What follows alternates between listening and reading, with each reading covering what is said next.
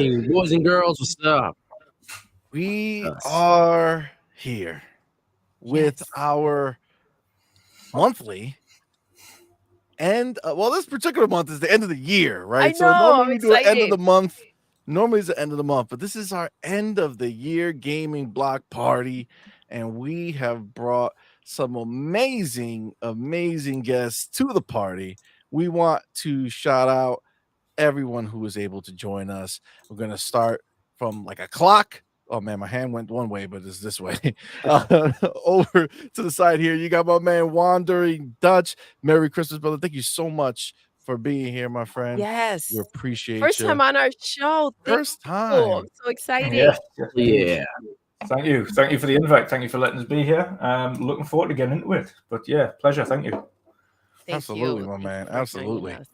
And then you have, damn it, the camera looking the other way. The man You don't know where to point. on the side over The here. man's confused. You got our homie Fuzzy Belvedere. What's up, my man? Thank you so much. Fresh off of being on our show on Friday, the night shift. That was a That blast, was an bro. awesome show. Thank you yeah. so much. Yeah, my Yeah, it was man. pretty wicked to say the least. Yeah, I'm so glad to be here with you guys. Thanks for having me again. Man, this is going to be an awesome show tonight, I can tell. And got a lot to review for the year 2023. Been a big year for Xbox and gaming in general. Yes, it Absolutely, has. absolutely. Been wild. To say the least. Damn it. And then you go on this That's the side right of the seat. screen. That's the right. You look at our man up on top, Hargi Janini. Thank you so much. The champ from last month's end of the month block party. Thank you so much for being here, brother. Thank We you for appreciate joining man. Thanks for having me again. Yeah. Let's have some fun. You. Yeah. I know my man's been playing like a million games, so taking That's it. advantage Just of about his a million, vacation. like literally. He's killing it. Super jelly every time I see he plays something else. Like And then, last but certainly not least, the man himself, the man who just started his own dope ass podcast. Fire. Gang. Yo, the man that you all know and follow on Twitter, the funniest dude, the dopest dude, my man, Black Viking in the building. What's Welcome, happening, brother. man? Hey, thanks for you having for me being here on, with guys. Doodle, CMoney. Thank y'all for having me. Madman, what's up? Baby. Hey, and y'all hit me up super early, man. Like before I even started my channel, man. It's like, Yes, yeah, you want sir. to get on, man. So I'm happy to be here. Hargeet, Dutch, Fuzzy. It's gonna be a good time, man. It's gonna be a good time. Gotta be a good time. Gotta be a Good, really, good to really see y'all time. back on here, and then good to talk to y'all again. So yeah. Let's get this Oh, we're motherfucker so- started, boy. Hell yeah. Let's get Hell this yeah. motherfucker baby. started. That's how you start a show. So, now, I do want to get this started because obviously we got a lot to talk about. But Yes. we all had our Christmases, right? And when I saw, I'm sure you guys saw it, but I just do want to bring up that kid. You saw that video, right, on Twitter? The little boy who got the PlayStation 5, and he got so mad and so angry because he wanted a PC. Did you guys see that video? Yeah. No, I didn't. Oh my Yeah. yo, I know, that was iconic. he got. Oh man, I wish I should have had it up here to put it on. But yo, he got so mad, so angry. He literally said, like, no, I don't. This is not what I want. I don't want this. Take it back. Return it to like his parents. Hey, at least little bro was honest, It's better than just accepting a gift and then seeing it just rot on a shelf for like 5 years. What happened? That's true, man. I'll get to it That's true. eventually. He'll straight up at least. I just felt like it was an omen for what's to come for PlayStation. Listen, I feel like that boy was on the naughty list and his parents were trying to teach him a lesson. All right. He was like, I ain't no pony. Yo, return this crap. Ooh. Oh my god. You I win saw a it. lot of That people. was, I saw a lot of people Good. calling me like entitled or whatever. I was like, like if my kids asked me for a Nintendo Switch and I went out and got them a retro NES, like I'm not listening as a parent. You know what I mean? Like, Facts. if you don't have the money for a PC, like, yo, we don't have it. You got any other options that you want? You know what I mean? But yeah, Buddy was big mad about that. He was like, he said, return it. Just return it. Return it. Yup. Keep your money, y'all. Yo, take that back. he really did. Like without even the hesitation of it. He wasn't like, damn, I'm not gonna have anything to play on. He was like, I'd rather have nothing to play on than to own this touch the PlayStation 5. yo. Because I ain't got no games, Priceless. baby. What am I supposed to play? No, but it's beautiful to see, though. You mentioned, entitlement, but the confidence and being outspoken, like he wasn't disrespectful. He just said, like, that's not what I want. Return it. Like, Yeah. it is a waste of money. I can appreciate. I mean, he didn't say that Yeah. formally, but yeah, I get that. Justice for the little boy. Yeah. Justice for the little boy. Is this on YouTube? I just want to see it. Yeah, so It is it was on on Twitter. YouTube. I'm actually going in right now to see if I could just put it up here real quick because it really is, like, I would say priceless. It You know what I'm is. saying? Like it's like The the gift moment, that for keeps sure. on giving. There's only so many of them that happen, and that one was it right there. Hold on, wait. Wait, if I go here. Now, see, while you do that, do not disconnect us somehow. Last time you were fiddling with the phone, we got freaking disconnected off the stream. Yo, like, Yeah, that was seriously, rough. That was rough. I'm not gonna lie. it was rough, dude. That was very rough. So it looks like I do not have the capacity to add a video from You this have type. it safe, though. Play it on your phone. See if we can see it. All right, Did anybody else get a chance to see it? let me see. Yeah. I think I've saw all of the reaction videos possible this last few days. Yeah. What did you feel wondering when you saw that? Oh, I lied. Oh, 100% got it. So go ahead, continue. But I'm gonna add it right now. how do you feel about that? To be honest, I don't know. I don't know how to take some of these reactions sometimes. Like some of the genuine ones, you can kind of perceive as being real, whereas some of these outrageous reactions sometimes can come across as a bit staged. So it's hard to tell, really. I don't know. I don't know how, because it depends on how the kid was raised. It really is, because like some kids would like a lot of kids would just be like, oh, thank you. Like even if they didn't like it, like those kids would be like, yeah, thank you. I understand you worked hard to get that X, Y, and Z, or kind of have that semi appreciation. But this kid was like, nah, take it back. I don't want it. Yeah, I'm I'm good. Well, you know what? The other thing too, though, is like if you know that you only got one shot, you know what I'm saying? Like you're gonna get this one thing and that's it. It's like, I don't know. All right, I got it here. I think I like because I recorded on my phone, so it might loop. So the first part might not be 100%, but let's. God, ready? Go ahead, Jack. Go.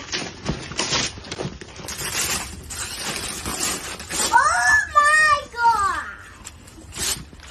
What is it? I don't know. It's a PS5! Oh my Oh God. my god, I wanted a PC! I want a PC, I don't like this. What? I don't want it. Wait, are you serious right now? No, return it. I don't want it. Are you kidding? Are you serious? Yeah. I want it. Oh, look it. God, ready? Go ahead, Jack. Go. Yo, Bro, that was not amazed, staged. though. That was not staged. If that was staged, throw my motherfucking man an Oscar right now. Because that was the most believable shit I've ever seen in my life, yo. It's more the last part as well, though. The last part where he's like, no, I'm being serious, like return it.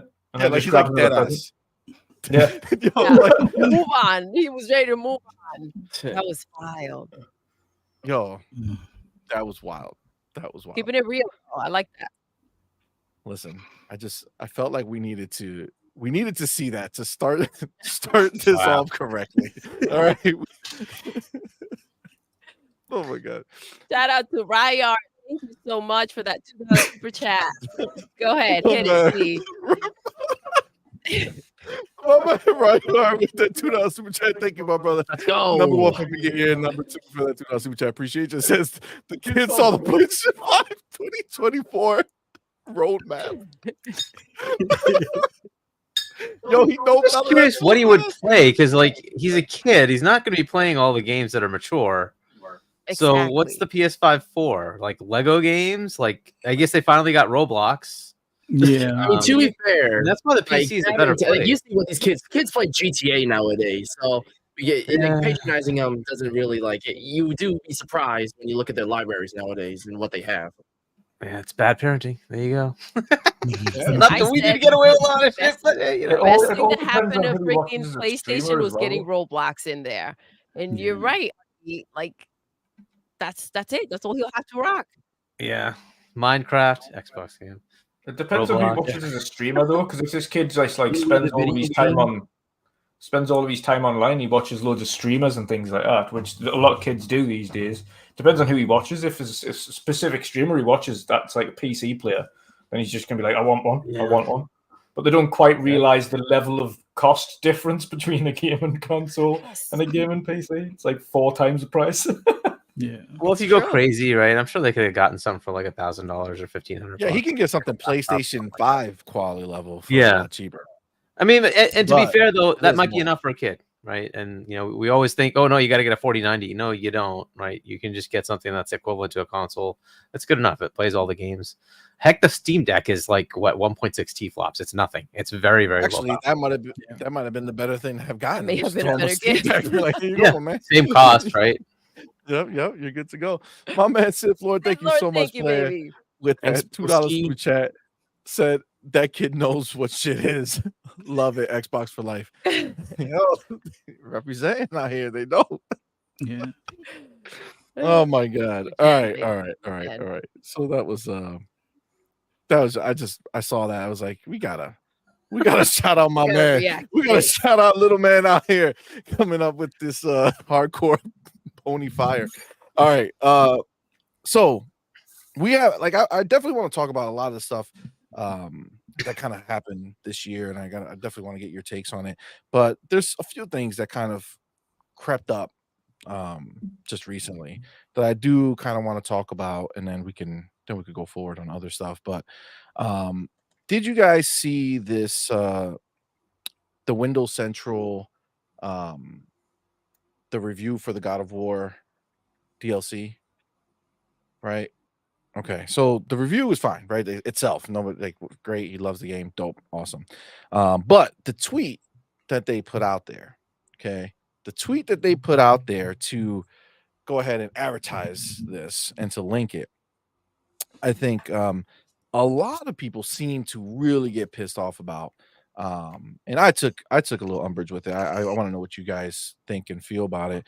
But I'll read the tweet real quick and then we'll take it from there. So it says, "This isn't just one of the best DLC launches of the year. It's a complete love letter to fans and the franchise," says Samuel Tolber on God of War Ragnarok's free Valhalla epilogue.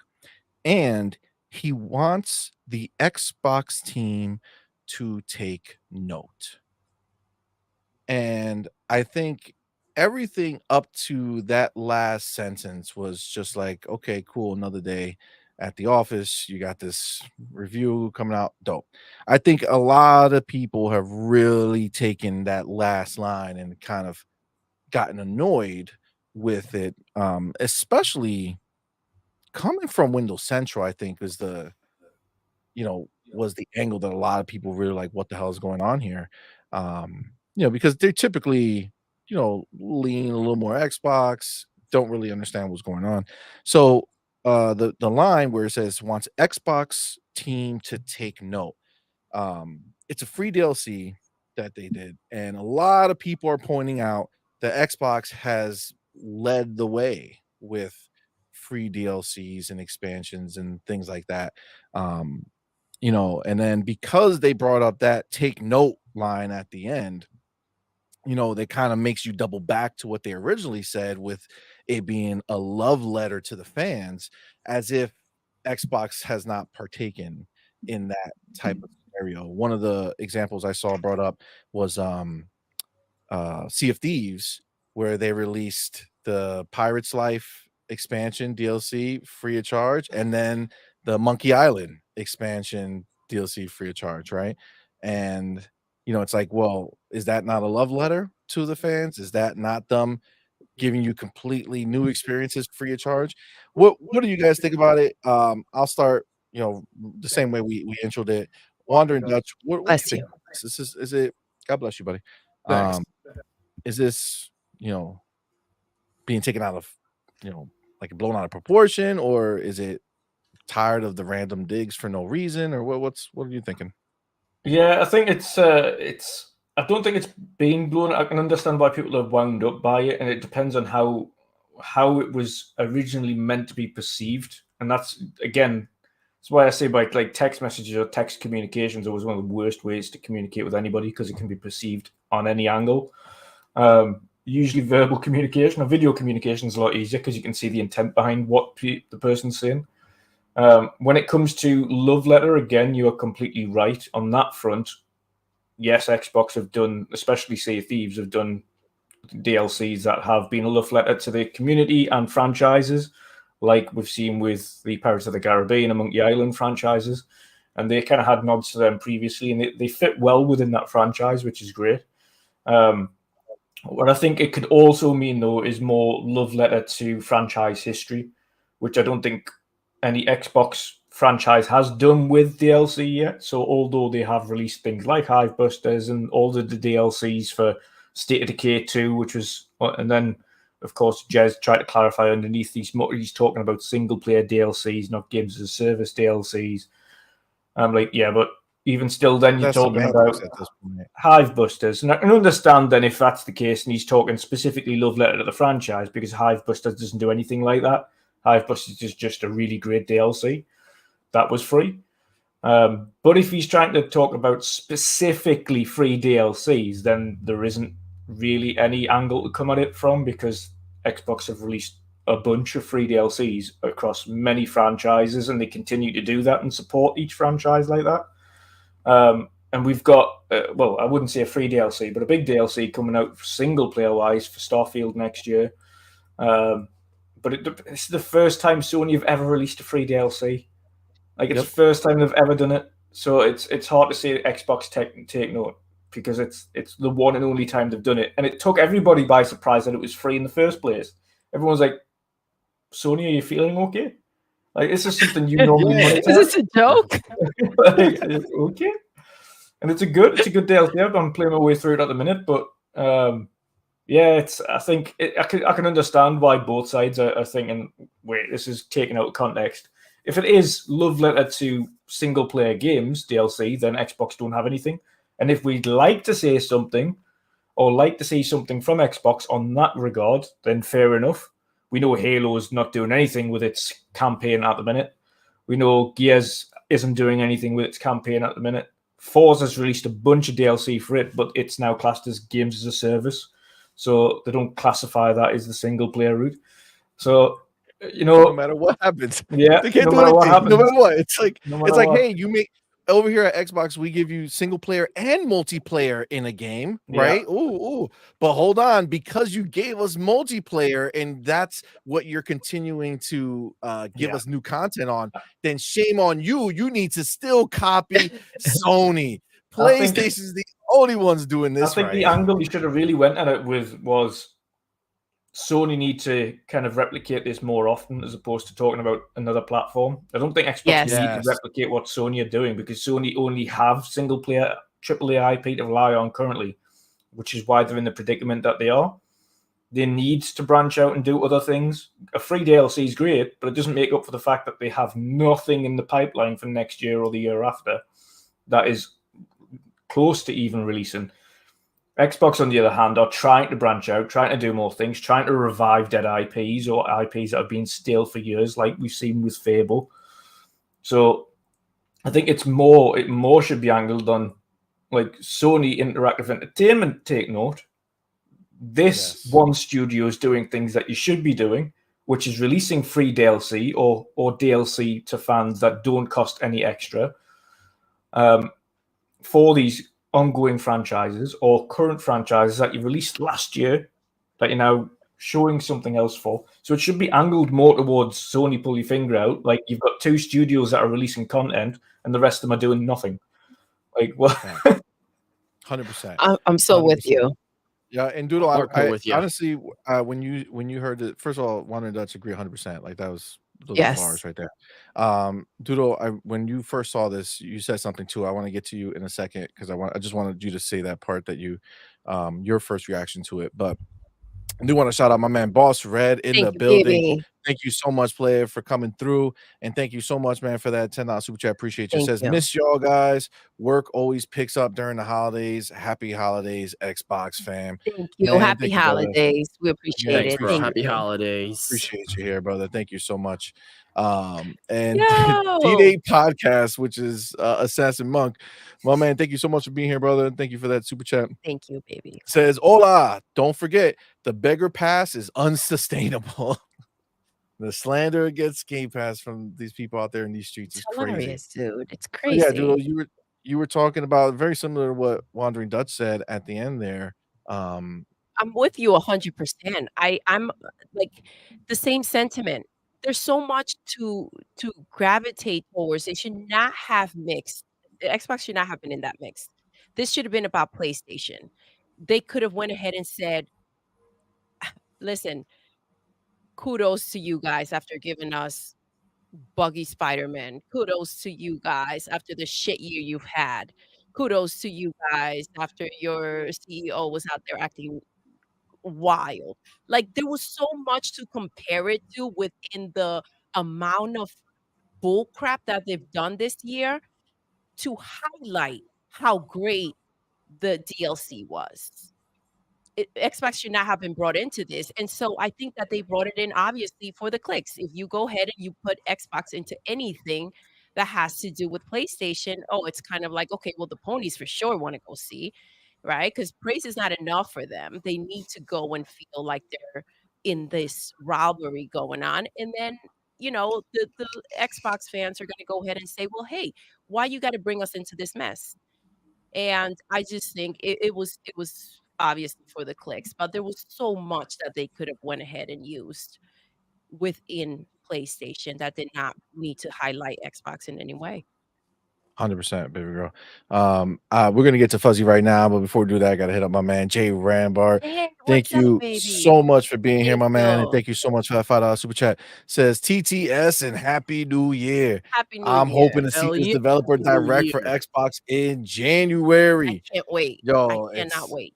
it's a lock, man. It's coming. There's too much for them to talk about. They can't even wait. I know originally people were saying maybe like February. Honestly, I think in the middle of January, 2 to 3 weeks into January, we'll get our direct. I don't see it going too far, and we'll circle back to stuff like that. But Fuzzy, my man, what are you feeling about this? Was this unnecessary slander, or Yeah, is it I'll say it justified? was unnecessary for a couple of reasons. Like, as somebody that plays a lot of Forza Horizon 4 had a tribute to, or like a love letter to its fans because of Project Gotham Racing, as far as some of the track layouts were incorporated in it, and they had a story mission based around that. So that was a love letter to those that have been asking for a Project Gotham anything ever since Forza Horizons come out. So, and they've incorporated that track layout or a couple of track layouts in 5 as well. Although I think one is fan made versus it being the dev team making it. There was also Ghostwire Tokyo. They kind of did like a roguelite update or DLC once it came over to Xbox. Yes. And there were a couple of updates to Deathloop once it came to Xbox as well. There's a ton of, I guess you could say, the games as a service, free DLC. And as far as from like a single player stuff, like a lot of times what I see, at least on the Forza end of things, is that it's more so cars and seasonal stuff that you don't have to participate as far as an online aspect. You still get access to those things that they do on a regular basis. Whether it's, I'm trying to think of like Minecraft. I know they have seasonal stuff. Some stuff you have to pay for, obviously, because of licensing, but other things you'll see in there every so often. If you want certain skins, they have a group of them that are either seasonal or sometimes tied to things like Sonic. Like I think there was a handful of Sonic skins that were free as opposed to the whole pack that you can buy. So you got like 3 free skins versus I think the 15 or so that you could pay for. But And they've done that with like incorporating into like the perks for Game Pass as well. So they do a lot of that stuff. And on Sony side, this is actually the second free DLC that we've seen as far as added to a game. Ghost of Tsushima was one of the first, and that one was kind of a surprise. But if you look at it overall, maybe it was something that was intended for launch, and they just couldn't have it completed by the time the game came out. But the drawback is that one being for like Ghost of Tsushima, they added some multiplayer stuff, which you barely find people playing. Just like the co-op for Returnal, you barely find people playing the co-op for Returnal. When it comes to the God of War Ragnarok DLC, we'll see if people are still playing it a year from now. But it's a weird comparison where at Xbox, DLC and add-ons or perks and things like that have been the norm as far as being free. Sure, there's paid DLC as well, but there's been a lot more content that has been given to the player base for free. With Sony, it's like I'm actually surprised they didn't charge extra. Like it's weird. They're going to charge for the $10 upgrade for The Last of Us 2 if you already had it, but then you get the God of War update for free. That like it should have almost been in reverse because of what you get in comparison. And then the same thing with like I guess you could say Gran Turismo does this, but once again, it's kind of games as a service-y kind of deal where they just recently did their Spec 2 update where it gave a winter track and a few cars and things like that. But once again, those cars aren't actually in your inbox or in your garage. You have to actually buy them, which the payouts are not as great in comparison to the cost of cars when you compare, Forza and Gran Turismo. But it was kind of a weird take, in my opinion. If anything, if you're going to mention PlayStation on a Windows Central, how about stories about where's the PC version of Gran Turismo? Where's the PC version of actually I guess I gotta double check to see if Ghost of Tsushima. I don't know if that's on PC yet or not.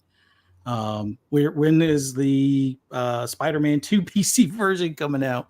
Kind of thing. Like to me, those would make more sense. Or all in all, where's this PlayStation PC store that they trademarked and everything, and they have a handful of games on Steam now, and I think they've had one or two of their third-party partners put stuff on Epic, but it felt a little weird. But then again, as we all know about the Xbox tax, it generates clicks, it generates traffic. So maybe they're trying the slanderous approach to see if that garners them any more attention before they get into more serious topics and things. But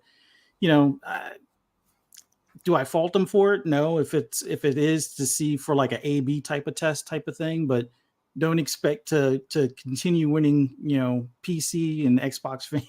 If you're going to talk about where's the love letter to fans, like I can see like a Banjo and Kazooie would be a nice game to bring out, or to have like maybe a Banjo and Kazooie DLC that's free for party animals. But then again, you'd have to own party animals or have Game Pass. So I guess there's some leeway that they can be given in that regard, but they're already doing a substantial amount as far as content, perks, and whatnot that I'm happy with. But this one felt like it wasn't fully thought out, in my opinion. But that's just my take. Yeah, I agree with that too. I kind of just feel like they were looking at the end of the year numbers and they were like, you know what? How can we boost this shit real quick? Like, how can we get some engagement thrown our way? I know. Let's talk crap about Xbox with PlayStation stuff. People will come in droves to click in that. Oh yeah, like that. I don't know. It's frustrating. Hargy, we're gonna go to you next. This is real quick. Just saw a couple of ones in the chat. Man, Jesse B says, no matter what it is for PlayStation, someone has to drag Xbox into it every time. Facts. Every Just time. seems like the way at this time. Twitter's sake says, as I said, it's engagement bait. Yeah, man. I mean, you ain't wrong. You ain't wrong. Green Goblin says Xbox really does well with smart delivery and also upgrades the games. Yeah, I mean, again, but we don't see articles of that part of it, right? It's just always always, PlayStation does something. It's like, yes, good. Boss Man Lethal Papa with that public service announcement says, Thank hit that you. like button and Yes. share out, you bots. Listen, much appreciative of it. And Big Boy Mike, same thing, man. Hit the subscribe and like button. Appreciate you, man. Thank you. Argeet, Yeah. what do we got going on here, man? So I'm going to take a little bit of a less, crazy outlook on this. I've read the article. I also have met Sam Talbert. I think he just really wants Xbox to kind of do what they did here, which is if you're going to have some sort of like multiplayer, but kind of live type thing where you're just playing it over and over, don't just make it something where there's nothing there. It's just you play that over and over. Actually involve the story. And I guess that's kind of an interesting twist, right? That it actually adds to the actual campaign. Here's some parts that you didn't get from the campaign that we're going to interject here. That's kind of an interesting twist, right? And I guess the reason you would have Microsoft do it is because they can back that. They can actually give their studios the funding to do something like that. It was shocking to me that this was free. And by the way, you should expect more of this from PlayStation because this is their roadmap. They're going to sell you the game, and then they're going to have $50 expansions that are basically going to fix the game that you should have paid. You should have gotten when you paid your $70, right? But that is going to be their roadmap. That's what they're doing, right? So this is like the first step in the Sony roadmap going forward. And it's an interesting twist, though. I kind of have to agree that this is kind of a nice into the gaming world. If you're going to put out something like this, where you're just doing, a roguelike thing on top of a normal game, don't just give me the stupid roguelike. Actually make it story worthy. That's kind of an interesting twist. So that's kind of cool. I think that's what he was trying to say. Unfortunately, everything always does get construed. The Xbox media, right? Like literally the Xbox media, like the one and big like Xbox media. And so you want to have them always be rah-rah for this side. And they generally are. And I wish he had given that a bit more context like that, right? But this is why I hate Twitter. It just it gives you very small amount of space to tell a big story, and that shrink down takes away context.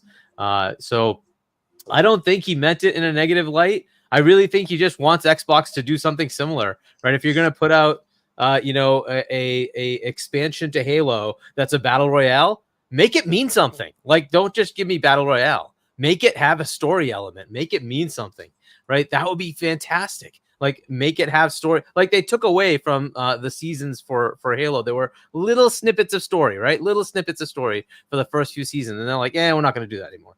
Well, but why not? Why can't you expand on that, right? And this is the thing. First two seasons people bitched about. And right. The last two it's true because the content wasn't there, and you're giving me this little story snippet. It's like, screw the story snippet. Give me the content.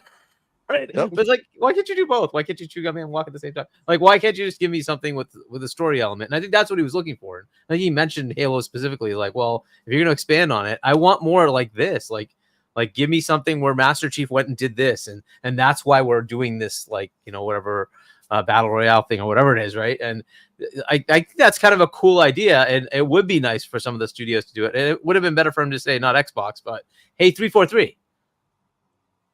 Maybe just think, right? That would have been a better thing to do, right? Instead of saying Xbox in general, because Xbox does a lot. They have so many studios do a lot of these kind of things already, right? So it's like, well, you don't have to, like the World of Warcraft. It's like it's massive all the time. And now that's a first party game, right?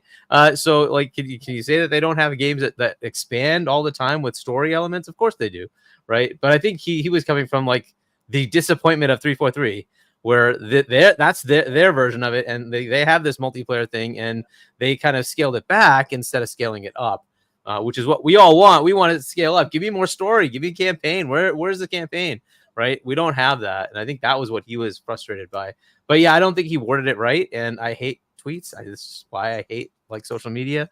You just don't get your mind, your actual mindset out there. You have to compress it to 140 characters or whatever it is, and it's just never right. It just never comes out right. But they should word it correctly. That's on them. It's a media organization. That's their job. So, they have to figure out how to word things correctly and not make it annoying. So there is a part of that is just flat out stupid. You shouldn't say things like that. You have to think about what you're saying. Your job is words, right? That's his job. He's a journalist. That's your job is words, right? So you should be able to get your point across without being snarky. So that is a fail. But I kind of get his point, and I kind of agree. I would love 343.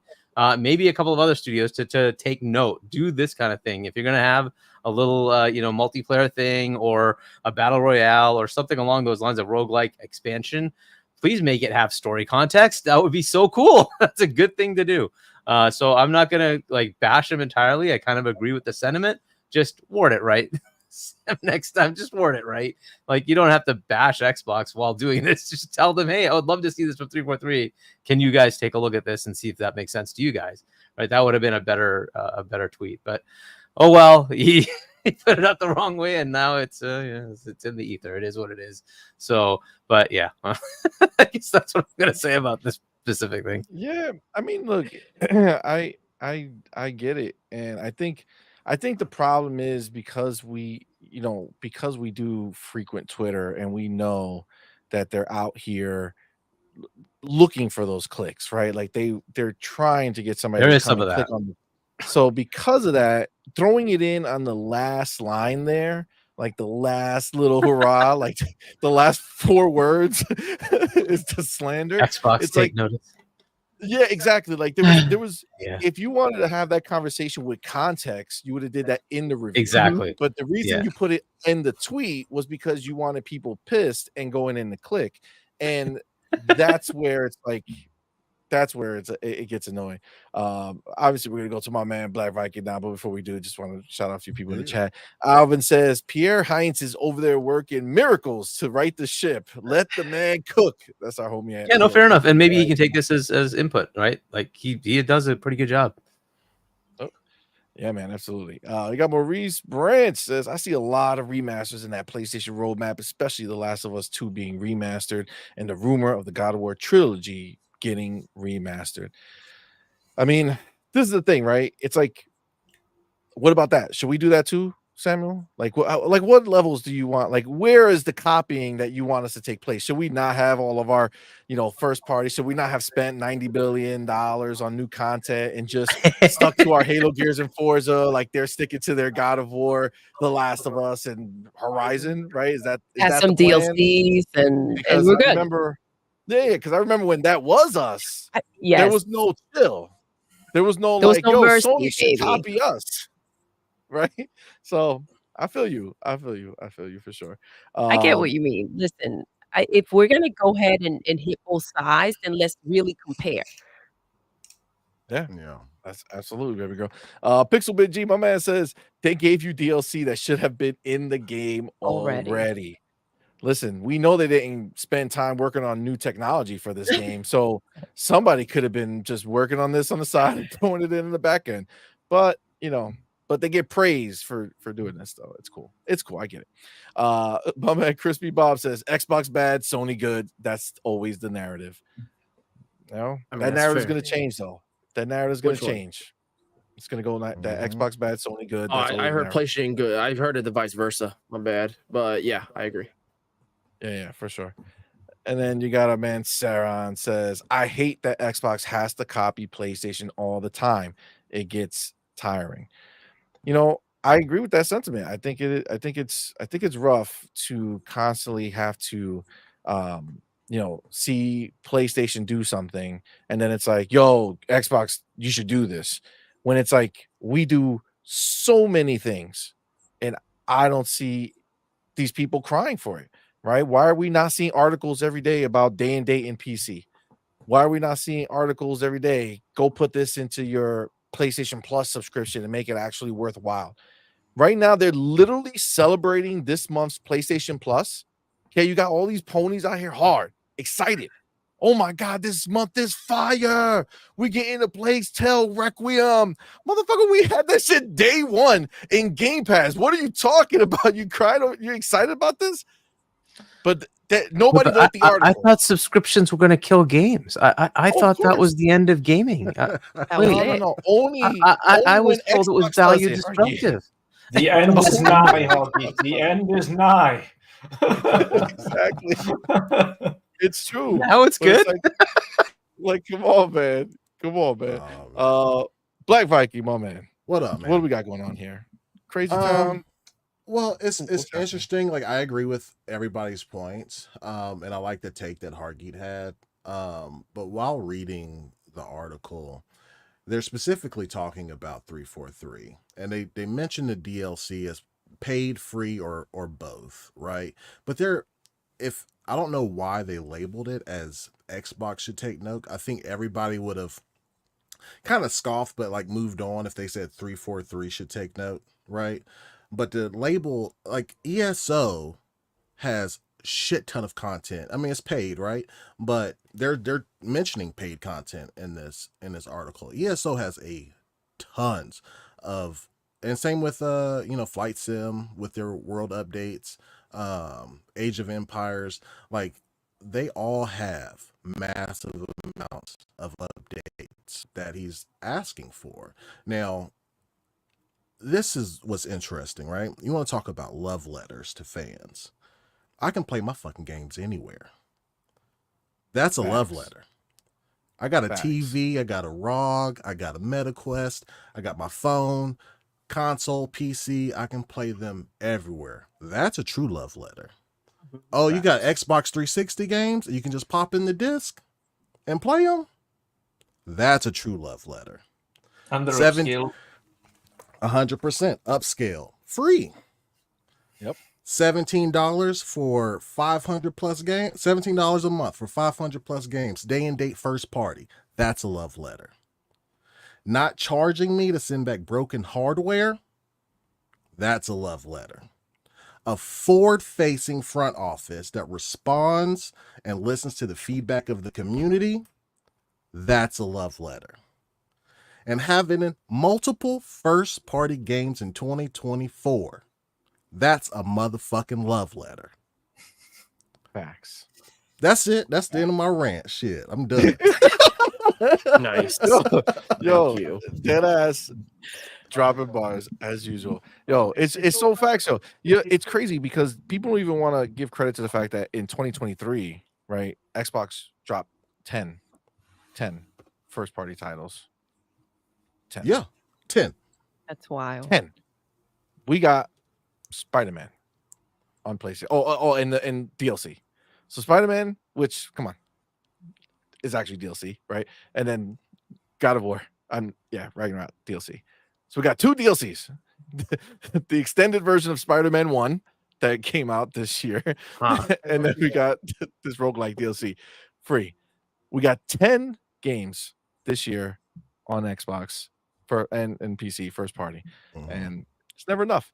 But yeah, because it becomes embarrassing. Like how dare you say that about Xbox? Like, take notes? Are you freaking kidding me? Like that's where we're at? Because of what? 343? Like go add a message or something. Like that's not something you put in there. It's just wild. Blows my mind. Madman, you got anything to add to this, baby? Yeah, I think this is really damn silly. Like there is such blatant sort of like bias. Like it's really crazy how no one with a sensible mind can like put this together. That there's some sort of bias going on, you know? Like it's like the world became Fox News, and it's crazy, stupid. Listen, it's true. I mean, look, at the end of the day, again, I'm sure when he wrote that in his mind, he was like, I really hope Xbox looks at this.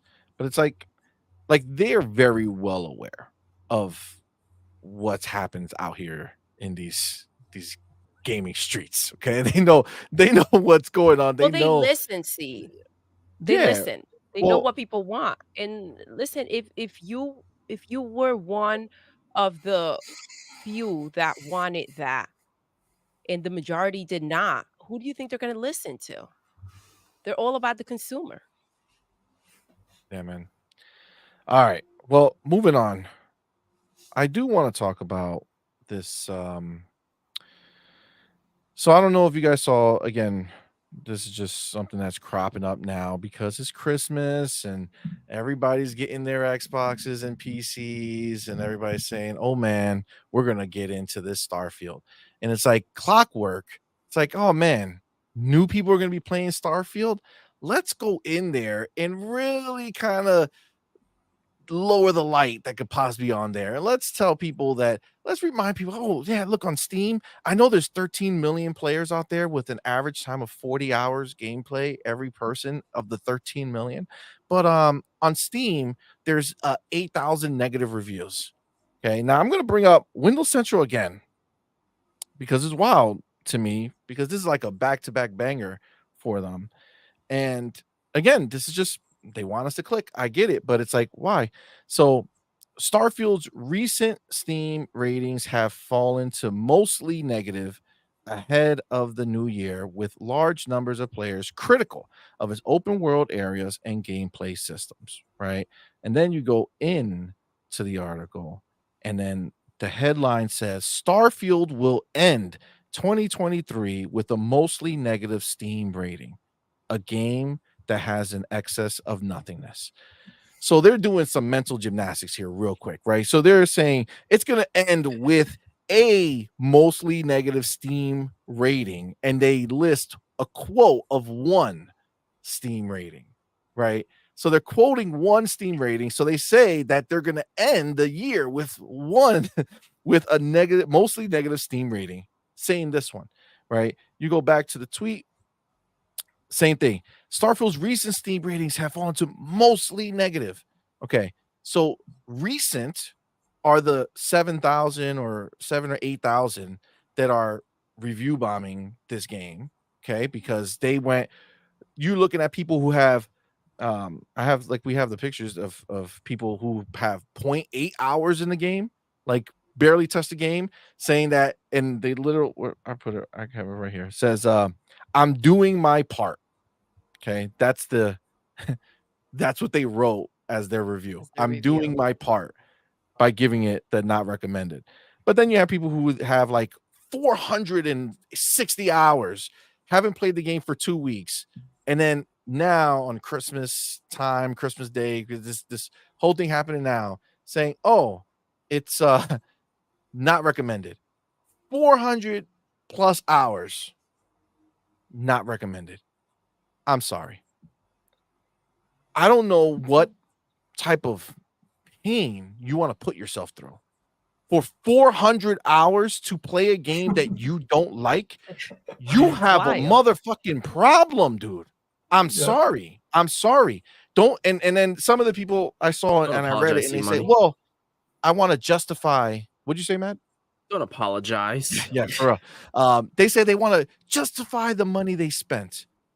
So they needed to play 400 hours to justify the $70 they spent. Meanwhile, Spider-Man is how long? 30 minutes. like 15 hours, 20 hours of platinum, 20 or $70. You play that game 20 hours, and that's okay. But 400 hours you had to justify. Come on, man. Don't bullshit. They were double checking and making sure that they don't want to recommend it. Yeah, they were doing it 20 hours at a time. They were like, man, did it get any better? Yeah. No. All right, I'll try again tomorrow. You do not play a motherfucking game for 400 hours and then not recommend it. Dude, you were having hella fun. You have an agenda now. Understood. That's clown ass shit right there. Okay. Yep. That's suspect. Like all hell. All right. But with that being said, all right, I do want to kind of get your guys' take on it because Steam, I saw my man Black Viking, this is how I saw it. He shared it out.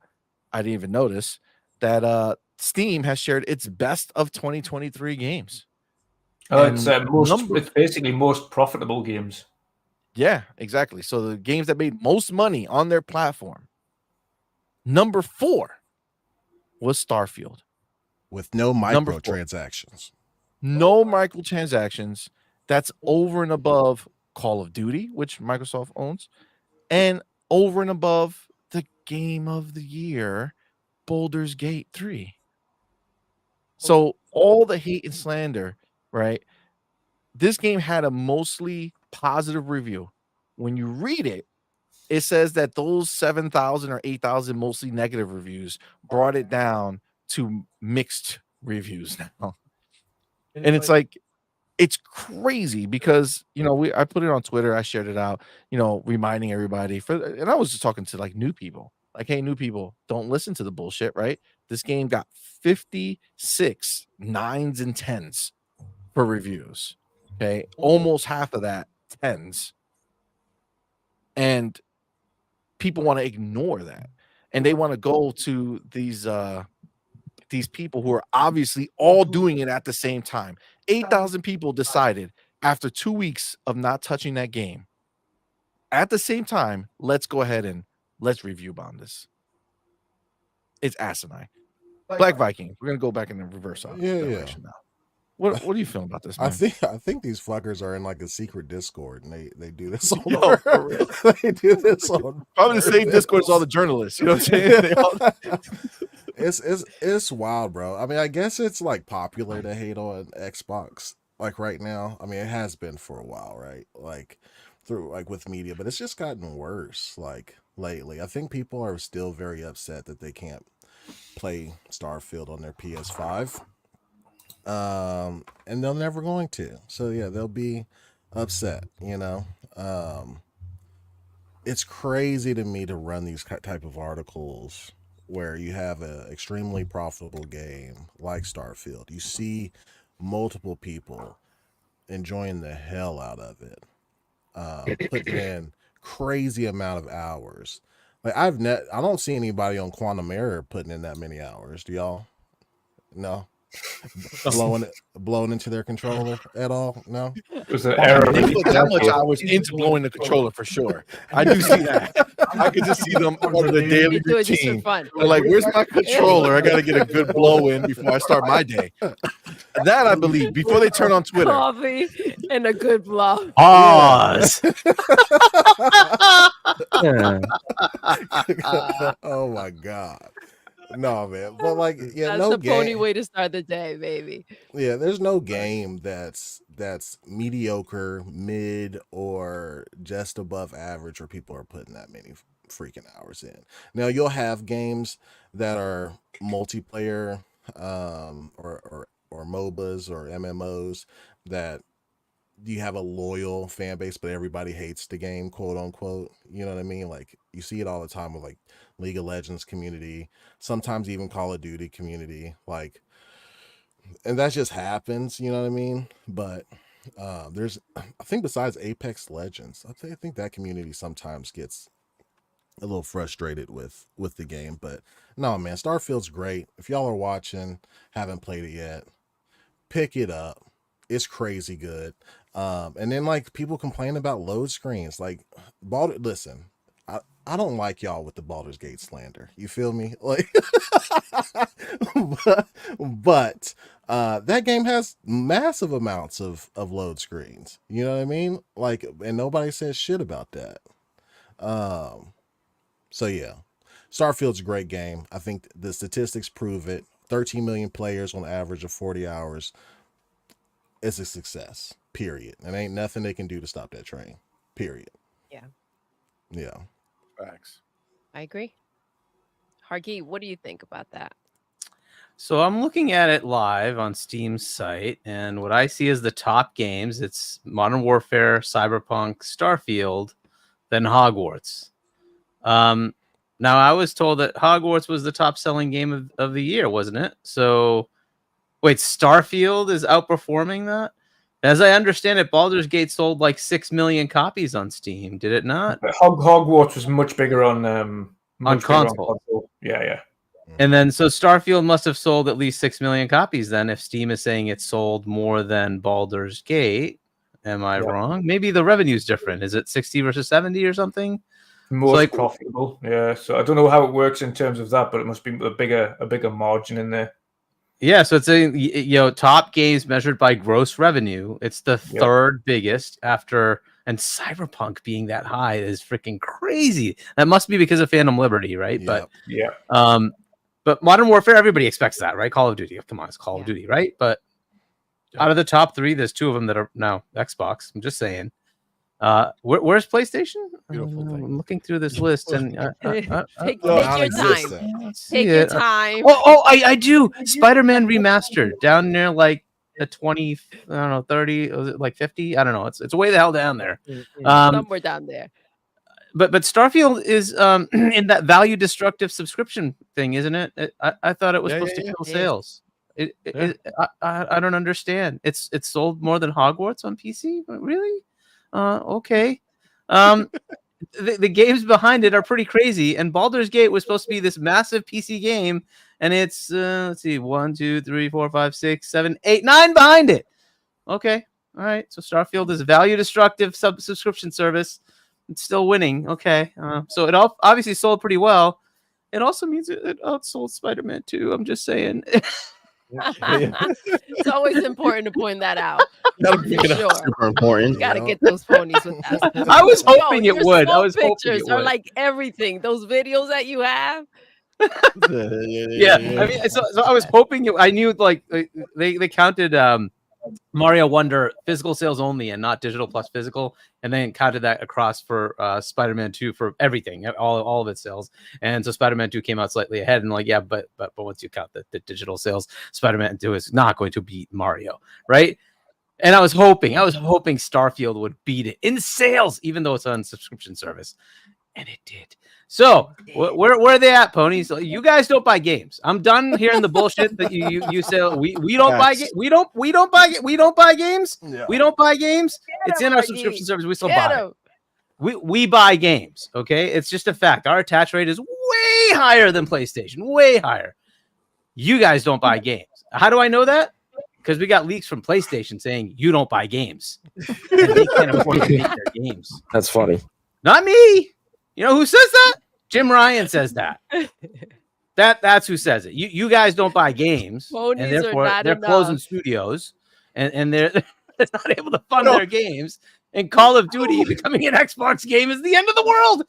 They're not going going to need my members in the chat to put the motherfucking pony tears in the chat right now. To cry. These bitches is crying. Margie Listen, made them my man, Margie. cry. These aren't even the sales on console. How many people bought that game? I did. I paid $300 for the collector's edition on console. How many people bought this on console? This is just on Steam, and it's beating out all these other games on Steam. It's guaranteed to be sold because it's on Steam. Look at them. I can't. I'm going to use this all next year. We are putting this in Sauce Videos game straight. Are you kidding me? This thing beat out everything except for Call of Duty. And I don't know, freaking Cyberpunk. All right. But so now the top games being sold are Microsoft games. Well, what are your excuses now? I have to change my that pony powder, bro. Throw that pony powder, y'all. I have to go to the lies of the ponies. The ponies lie all the time, and your lies are now being exposed in 4K. No, we buy games. We buy games. And Steam proves that these are not in subscription. This is all you have to pay for it outright. The top revenue games are Xbox games. Good luck with your stupid stories now. What are your narratives going to be? All you need to do is just keep galloping away, because that's all you've got left is to just keep galloping away. That's what you've got. Gallop away. You've got nothing. Your console sales aren't tops. You know why? Because there's this other company called Nintendo. Your revenue isn't tops, because that would be Microsoft and Tencent. Your profits aren't tops. That would be Apple and then Microsoft. You guys have nothing. You get nothing. Your freaking games, there's no roadmap. You have no useful anything, okay?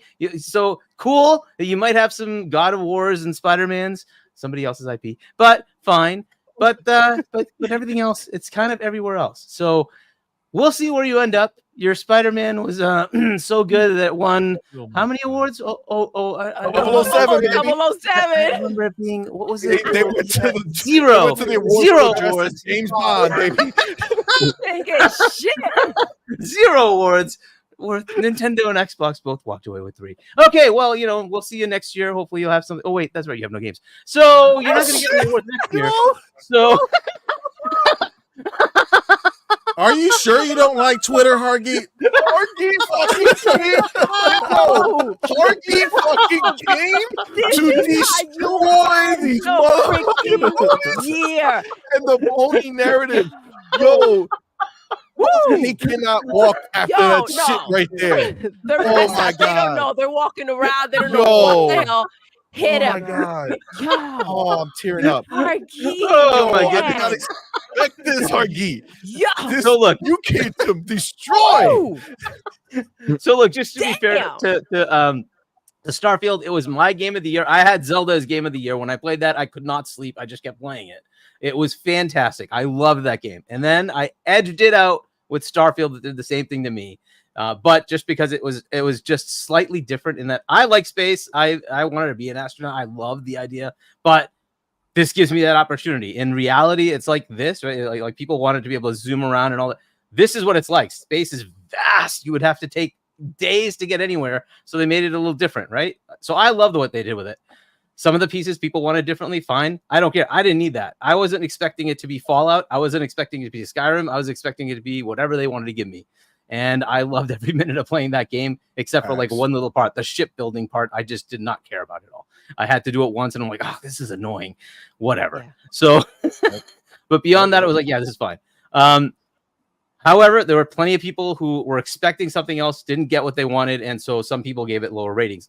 A lot of the ratings, even from sites that are named after PlayStation, were like 10s, and it is what it is. It was a good game. This negative bashing thing that you get with Steam reviews, I don't know what the heck's happening there, why people are so pernicious about this, but fine, whatever. They want to be that way. They want to be that way. The reality is it's a mid-80s meta right now. It's still really good. For those who want to invest the time, go ahead. For my year in review, I spent 209 hours in that game. It was my top game, and it was a fantastic experience for me. I loved it. I can't wait to play the next expansion, and then I'm going to do the New Game Plus loops that I held off on. I want to see what they keep adding. I keep hearing all sorts of crazy things with that New Game Plus loop. So, and I don't want to ruin anything. So please play the game. It's fun. If you spend 400 hours on it, you enjoy the game. There's just no way you can't. Like, what are you just leaving it running? Come on. I mean, that's a possibility. Some of these guys like, you know what? I want to give it a real shitty review. Let me let this sit there for a little bit running. Just keep it running forever. But man, oh man, these pony narratives, man, you caught me off guard, bro. They're just getting destroyed. Woo. I love that every narrative they have is not only destroyed by us, it's destroyed by Sony's own internal documentation. I feel like I have to clip that whole thing and just have that playable at any moment in time. Like, you know what? Let me listen to Hargeet deserve for a this shit little right here, and just put it on and just let them cook them every time. Holy shit. That was amazing, bro. Oh my God. That was beautiful. That was beautiful. On to the next. Go ahead, Paul. Before we move on to my man Fuzzy, let me go ahead and shout out our homies in the chat. Thank you so much, baby. Adidas 20, my man. Thank you so much. Number one for being here. And number two, thank you so much for that $20 super chat, my brother. Says, we saw the Sony roadmap. 2024 ponies will own X because they have no reason to hit the square and triangle buttons, baby. Casuals don't buy Sony exclusives. We know what games they like. COD and Game Pass soon, baby. Yo, cook them, Adidas. Damn. See, the chat ain't holding back either. They listen, they know what's up. They know what's up. Oh, got cooked. Got cooked. My man Gamer by Choice. Thank you so much, brother. For number one being here. Number two for that $2 super chat says Sony realized their fans only support them on X. Facts. That's a harsh reality. Lonely situation for them. And that's the truth. Oh, and I forgot the largest played game on PlayStation is Pornhub. That's interesting. Whoa! Oi! Also true. Wait, hold on. And they don't even Hargeet, have a why you gotta browser, bring so that up, really man? gotta Why go you do me like that? Why?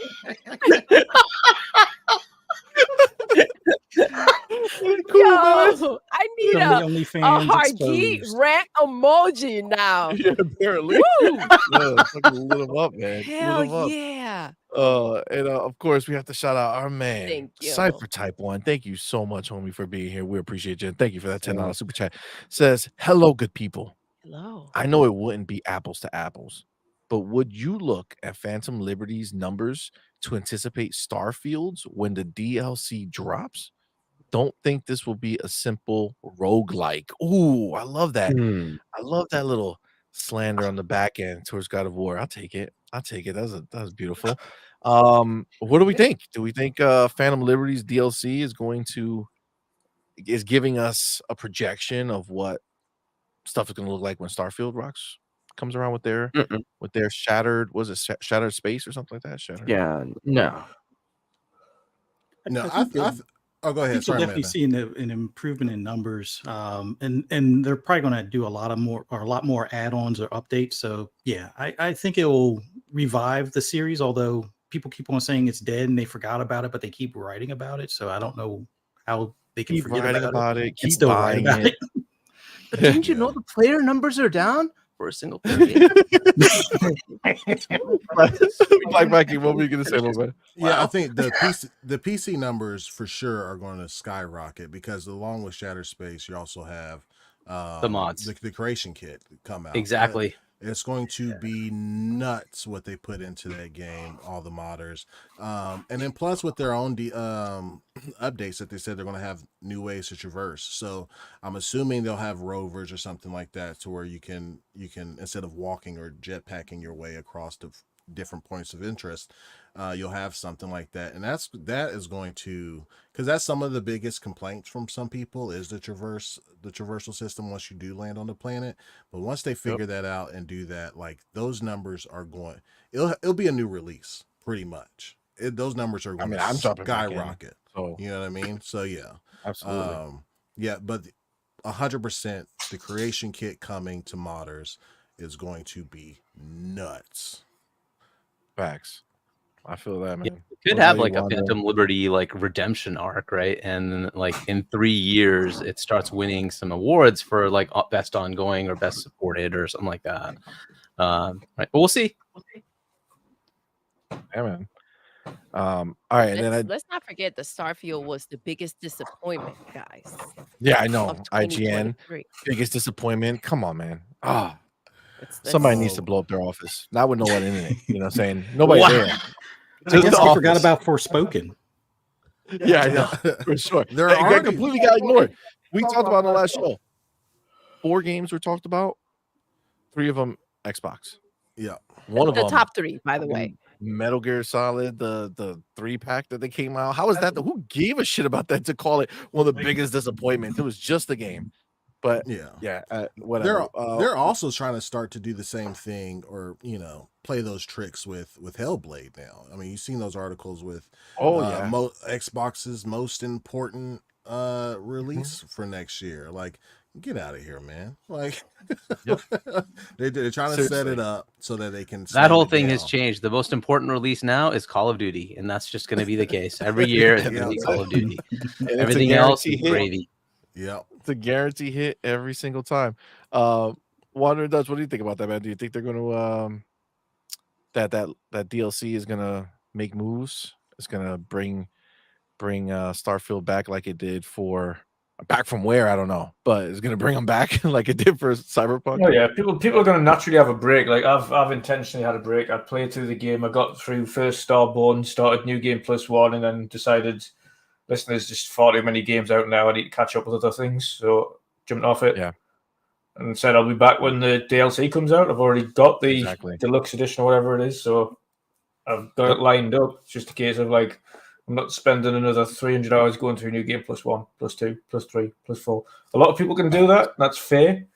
But I've got a bunch of other games I need to get back to. So it's going to have a natural jump. There's going to be a bunch of players return to the game. They'll be like, yeah, I've played the game once already. I know it changes every time you play it, but I'm not replaying the game 50 times to get different endings. Like, there's a lot of people in my position. And then there's the others, the people that love the game and are just continuously playing it all the way through anyway. But like Hargeet says, it's a single player game after all. Like player numbers should matter not for anything like that. You're going to get there's a lot of, if you have a look at the Spider-Man player numbers for most amount of people playing Spider-Man at any one time, it's in the low thousands.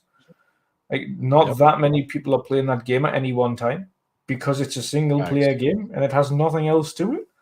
Like that's just how it is. But when you've got a much larger game like Starfield, it's a lot more, should we say, streamer friendly. And that's what you've got. That's what a lot of companies try to create now, is something that streamers enjoy playing and communities enjoy watching. Starfield, the big open RPG, is one of those games. So naturally, when a DLC comes out, it's going to get popping again. Absolutely. And you'll see loads of streamers again going jumping straight back onto Starfield when the DLC comes out and playing it again. 100%.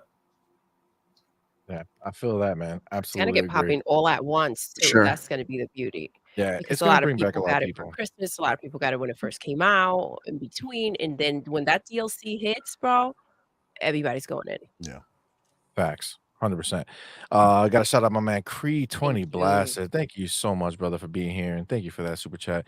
Says you heard Sony PlayStation gives a game of the year to Spider-Man 2. Oh, we heard. Oh, we had Oh, fun we talking heard. about that one. CMoney he had his own speech Oh going my on. god. It was something R- else. real quick, because we have Go the ahead. other topics. But real quick, what do you guys when you guys saw that PlayStation awarded itself a game of the year for Spider-Man 2? Awkward. I mean, Very awkward. Going up what was against your first what thought? games exactly? Let's see what PlayStation games came out this year. Oh, of them MLB out. the Spider-Man? show. MLB The Show and Spider-Man. So what are your picks? Spider-Man, Spider-Man, Spider-Man, Spider-man, Spider-Man. Which one wins? Spider-Man. Oh, wow. That's Don't forget Spider-Man. What a show. What a show. So clownish, but yeah. That was ridiculous. That's It was so wild. embarrassing that they disabled comments on. Well, they had Yeah. comments, deleted it, and then brought it back with no comments. I was like, yo, They said we can't take the heat. This is like the kind of thing you do like inside your company. Like, hey, what was the best thing we did? Yes. Let's be rah-rah about our own stuff. They just made it public. Yes. Yo, That was- this was their highlight, by the way. The 2023 highlight. The Yeah. award that they gave themselves. Oh my god. That was it. well, hold on. We already know. Let's Oh, be man. clear here. Okay, let's be clear. Yeah, that just Thanks to deserved. the leaks. Thanks to the leaks, we do know for a fact that they were planning a Game of the Year edition. at the end Now of they have next one. year. So they said to themselves, "Holy shit! How are we going to do a Game of the Year edition?" Well, let's name that shit Game of the Year. It's Game of the Year, guys. We did it Oh my officially. Did it, boys? Yo, that's some clown ass shit. Ah, All right, and then ridiculous. before Fuzzy, we get back to you about the reviews for Starfield. Ultraman, thank you so much, my brother. Number one for being here, and also thank you for that Thank you, $5 love. super chat. It says, "Hello, everyone. Hello. CMoney, Fuzzy, my dude, Hargeet, Black Viking, Wandering Dutch, and the lovely Doodle. Oh, thank you, baby. Simply thank you for a great year of Xbox news." Thank you so much for your support. We Thank you. appreciate you. That was awesome. Thank you. Appreciate you, man.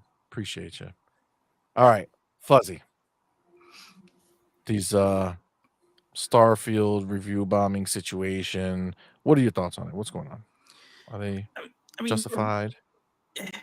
originally when it was like kind of like mixed, some of it was more so some of the bugs, and since then some of them have been patched that people were asking about. But I think a lot of it aside from like the review bombing comes down to a lot of people anticipating the mod tools, which like Hargeet and Black Viking said earlier is going to probably drop around the same time as the Shattered Space DLC and things like that. So some of these bad reviews, and it's funny. The only time a developer was talked about responding to negative reviews was on Starfield. Like I've seen developers do that for Anthem. I've seen them do it for a ton of other games, but the gaming media only focused on Bethesda when they did it for, Starfield. They keep on talking about the player numbers on a single player game. And they even had, Destin Legary have his, Xbox tax moment in his face kind of thing with his Thank you for that coworkers. reminder, by That the was way. That was beautiful. amazing. Yeah, That was like They excellent. cooked his ass well, the real funny thing fast. is I would hate to be a fly on the wall at the office there, because ever since he did that Xbox tax thing, even though he tried to claim that there was no Xbox tax and a lot of the receipts that people gave him were IGN related, I'm pretty sure he put a target on his back at the office. Like, whether he agreed or disagreed, everybody at the office, I won't say they hate him, but they're now going to rub it in his face each and every time they can, kind of thing. But it's funny. They focus on the player count on a single player game, but you never hear that about any of the other games, especially ones that are on Steam. Like, they put God of War on Steam, they put Spider-Man Remastered on Steam, they put the Legacy, was it Uncharted on there, and none of them did anywhere near the same numbers as far as Starfield, or at their peak, or their average consistent player base type of thing. But everybody wants to focus on Starfield. It's like the game that they want to say is dead or people forgot about is living rent free in their mind all this time. It's like Seriously, bro. every week it's something new. It's Double like, facts. if it's not the player count, it's No Man's Sky did space better, but like, I don't even hear people really talking about No Man's Sky unless they're purposely bringing it up in the same conversation with Starfield. Like, it's crazy to me. Like, all these other space games, like even Star Wars games, don't even get this kind of coverage. So it's weird that you got all these downvote or mainly negative reviews, which I can understand some people being upset. Maybe they had their grand vision of what this game was going to be, and it didn't quite live up to that. But being that it was a Bethesda game, I don't know exactly what they were expecting as far as how far different it was going to be, other than not saying that it's a sci-fi of Fallout or sci-fi of Skyrim in space kind of thing. But it seemed like a lot of people were intentionally bad-mouthing it because it wasn't, I guess, quite what they were expecting, or they heard that people were saying, "Oh, this is the game of generation," and that automatically turned them into a negative Nancy when it comes to reviewing this game. It's like they purposely heard that, and they're like, "Well, I'm gonna prove that it's wrong." Well, how many hours did you play? Oh, I played 8 minutes. How can you even tell by 8 minutes? Like, the funny thing was, the game, huh? when Jaffe was talking to one of the people that was, you could tell he was a PlayStation fan. He was like, "Oh yeah, I played that mission. Oh yeah, when you had to burn the bodies." I was like, "Yeah," and it's like that never happened. So Exactly, I remember that. That was so epic. I loved it. It was. Jaffe making him Yeah, it total was fun. Joker out of him. You know how they can tell, Fez? You know how they can tell? Because you don't have to just push square or X. You have to actually move the. Yep. But see, that's the funny thing. It's like, you could tell that obviously higher ups at Sony thought that this game was good enough just in its beta form when they were trying to secure this as an exclusive. So if that doesn't tell any PlayStation cat, hey, this game is something that your own executives at the company that you love wanted as their exclusive, and you're going to crap on it because they didn't get it as an exclusive, goes to show that you're either not a gamer or not really into games that even your own company is trying to push to you. So Microsoft goes in, buys Bethesda, it becomes an exclusive, and from that moment on, you went from Tony's crying about, like, I hope it comes to PS5, or like Colin Moriarty, glorious. Bank this, or bookmark this. It's going to be, I guarantee it'll be on PS5. And it's like, really? Where are those bold statements now? Oh, it's not on PS5, never coming to PS5 unless you guys can somehow convince, Sony to put a browser on your system type of thing. But, that all that said, they went from begging for the game to now, oh, it's crap. Well, Bethesda was never great. And then, oh, it's now a dead game. But, next week you're going to say, oh, well, it's about the player count numbers. Oh, next week it's about the bugs. Oh, next week it's something else, because it's still living rent free in your mind. So it's just funny to me that this game is broken ponies, and they will never admit it. But I have yet to see any other quote unquote mediocre game, like, let's say 76, like Fallout 76, when it came out, it had its issues, but nobody's even talking about that in the same regard as they are for Starfield. Forspoken, that came and went, nobody's talking about it. It's like there's so many games that have been on PlayStation. Like, is anybody even still talking about Miles Morales or God of War Ragnarok? If it wasn't for the DLC, would we even be talking about God of War right now? Probably not. Exactly. Is anybody talking Spider-Man about 2 nobody's Horizon? talking about Nobody. anymore. Yeah, just came out. Yeah, like We Horizon. talking about the 007 situation, but ain't nobody trying to play that shit. Exactly. So it's funny to me that, for a game that's supposedly mediocre, for a game that's supposedly dead, that people have forgotten about, it's the most talked about game. And I think there were a few people that posted from like gaming sites and things like that, things like the most talked about game, the highest rated game and all that stuff. It's Right been, there, brother. yeah, that exactly. Like, it's the most covered game for any platform, period. Like, that goes to show that it definitely left a mark in gaming. And these review bombing, it's silly, especially if you're going to have 0.8 hours and be like, oh no, I don't recommend it on 0.8 hours. It's like, did you even get past like the first mission, or doing the what do you call them, excavating pick of up a the gun stones yet. and stuff? So it's like, I don't know, it just feels weird. Yeah, I feel I that. get it. I I feel get that it. They're still 100%. butthurt. Those ponies are still butthurt. And And I think the award show was just a reminder, right? I think they got without getting anything for freaking Spider-Man. And then they got slapped up with Hellblade. And then they found out they ain't getting Blade. And they were like, no, let's get back to Starfield and trash them. my They're just God, hanging on to anything they can. And they know they saw the roadmap. They know they ain't got shit. And they're upset about it. And they're trying Mhm. to see how they can go ahead and keep pushing those buttons. Yeah. And that's why they're back at it with Starfield. But And then Doodle, listen, they got the trifecta. They had Kojima come up, not talking about a PlayStation game, Yep. but talking about an oh, Xbox game. Oh, Yeah. it was And got the glorious. most How was airtime during the Game Awards. And it was an Yes. Xbox game. Yes. It was beautiful. Dude, it got, what was it, like 25 million views? I don't even know where it is right now, but they had at some point that one OD 25 million. It's crazy. no, I rewatched it. I don't know how many times. It was Yeah, wild. it's wild. It's wild. Now, I do have a couple super chats before we get to you, Juan and Dust, but I do want to play this really, really quick. It's a quick on the phone. I saw it on Twitter. It just reminded me. So let's just comprehensive video about Starfield. Let me just cut to the chase. It's the best single player video game I've ever played. I adore it. It is one of my favorites ever. This is going to be a pretty comprehensive video about Starfield. Let me just cut to the chase. It's the best single player video game I've ever played. I adore it. It is one of my favorites ever. This is going to be a pretty... Oh, Noted. There we go. Very nice. Just Very, The very nice. creator of the premier franchise of PlayStation. you're God of creator of God of War, the game that you guys love. If you didn't know, He didn't Now say you God know. of War 2018. He didn't say God of War Ragnarok. No. He said Starfield. Yeah. Mm.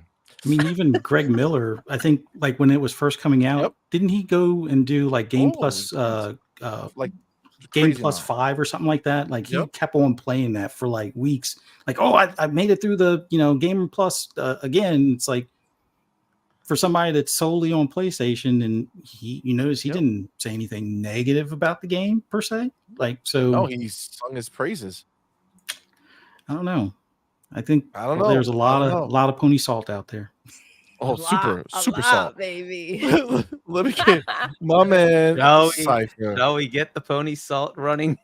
Go Get ahead, that- do it. get You that know that's what pony they salt, live on. baby. Let's It's what they go. live on, bro. It's what they live on. Yep. My man, Cypher Type 1. Thank you so much, Thank brother, you for so being much. here and for dropping that $5 super chat. Appreciate you, my man. As the Thanks. ponies start to lick their salt. People try to put mods in a negative light, but most current playthroughs of Skyrim are custom campaigns. Imagine a mod as ambitious as Fallout London. That's the world that the ponies don't understand, because their games are very self-contained, and that's it. They spend a good 10, 15 hours, maybe 20 if they want to platinum something, and then that game is gone. And over. they don't understand that a game like Skyrim is still relevant today. This is 12 years, 13 years later, like Starfield is gonna haunt these motherfuckers forever. For a really long time. Like for so long, it's gonna be there. It's gonna be like that boogie monster in the closet. Every time they go to grab a new shirt, it's like, oh shit, you're still there. Like this is what it is. And this is just only one game. Yeah. Wait This is till one next year. game. Wait till 2024 ponies. You gotta get it Dude. good. Hold on. I gotta zoom into this right here. Here we go. Here we go. Look at those ponies go, y'all. My God. Check them out. I should get myself out of it. Hold on. Full screen pony licking. Oh my God. That's There amazing. we go. There That's we go. amazing. Look at that. Look at them go. Oh my God. Give Yo, me this that is- horse. He's Give going to me that town. horse. And then let's just gallop away. We need to gallop away. Oh my God. God, look at them Oh go. my Look at them go. God. That's how they spend their days. So we're getting Starfield or Blade. We Damn have it. we have this is in real life footage of the ponies right now, wondering what they're gonna do for 2024. What are we gonna do? What are we We gonna gotta do? give some play, guys. Have fun, guys. Oh This my is Xbox these days. Holy Yo. This shit. is Xbox saying it. That's wild. That's wild. Hey man, Yes, you and get this you is guys. PlayStation. Take it in. Oh yeah. Yo, that's dope. That's dope. Holy crap. Hey, if you guys give it enough time, they'll have a mod to where you can land on the gas planet. I'm almost. They already have positive. that. I don't want to give too much away. They already have that as a campaign mission in I don't want to give anything away. Okay, Just all play right, the yeah. game. Just All play right, the game. Yeah. I already got like 200 hours in it. I haven't come across that yet. That do was it, though. wild. Hold on. We have no volume. See.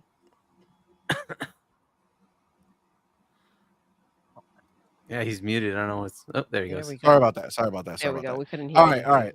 Let me get my man Adidas 20 Adidas, thank man. you. Thank you again, brother, for being here, and thank you for that $5 super chat. Says Thanks, Adidas. For cash. Pony Media next to have massive layoffs. Speaking of ponies, we're that kind of funny pony Paris. Missing since he revealed his Spider-Man PlayStation. Oh man. Listen. I there's so many ponies out in the world. It's hard to, kind of work your way through them.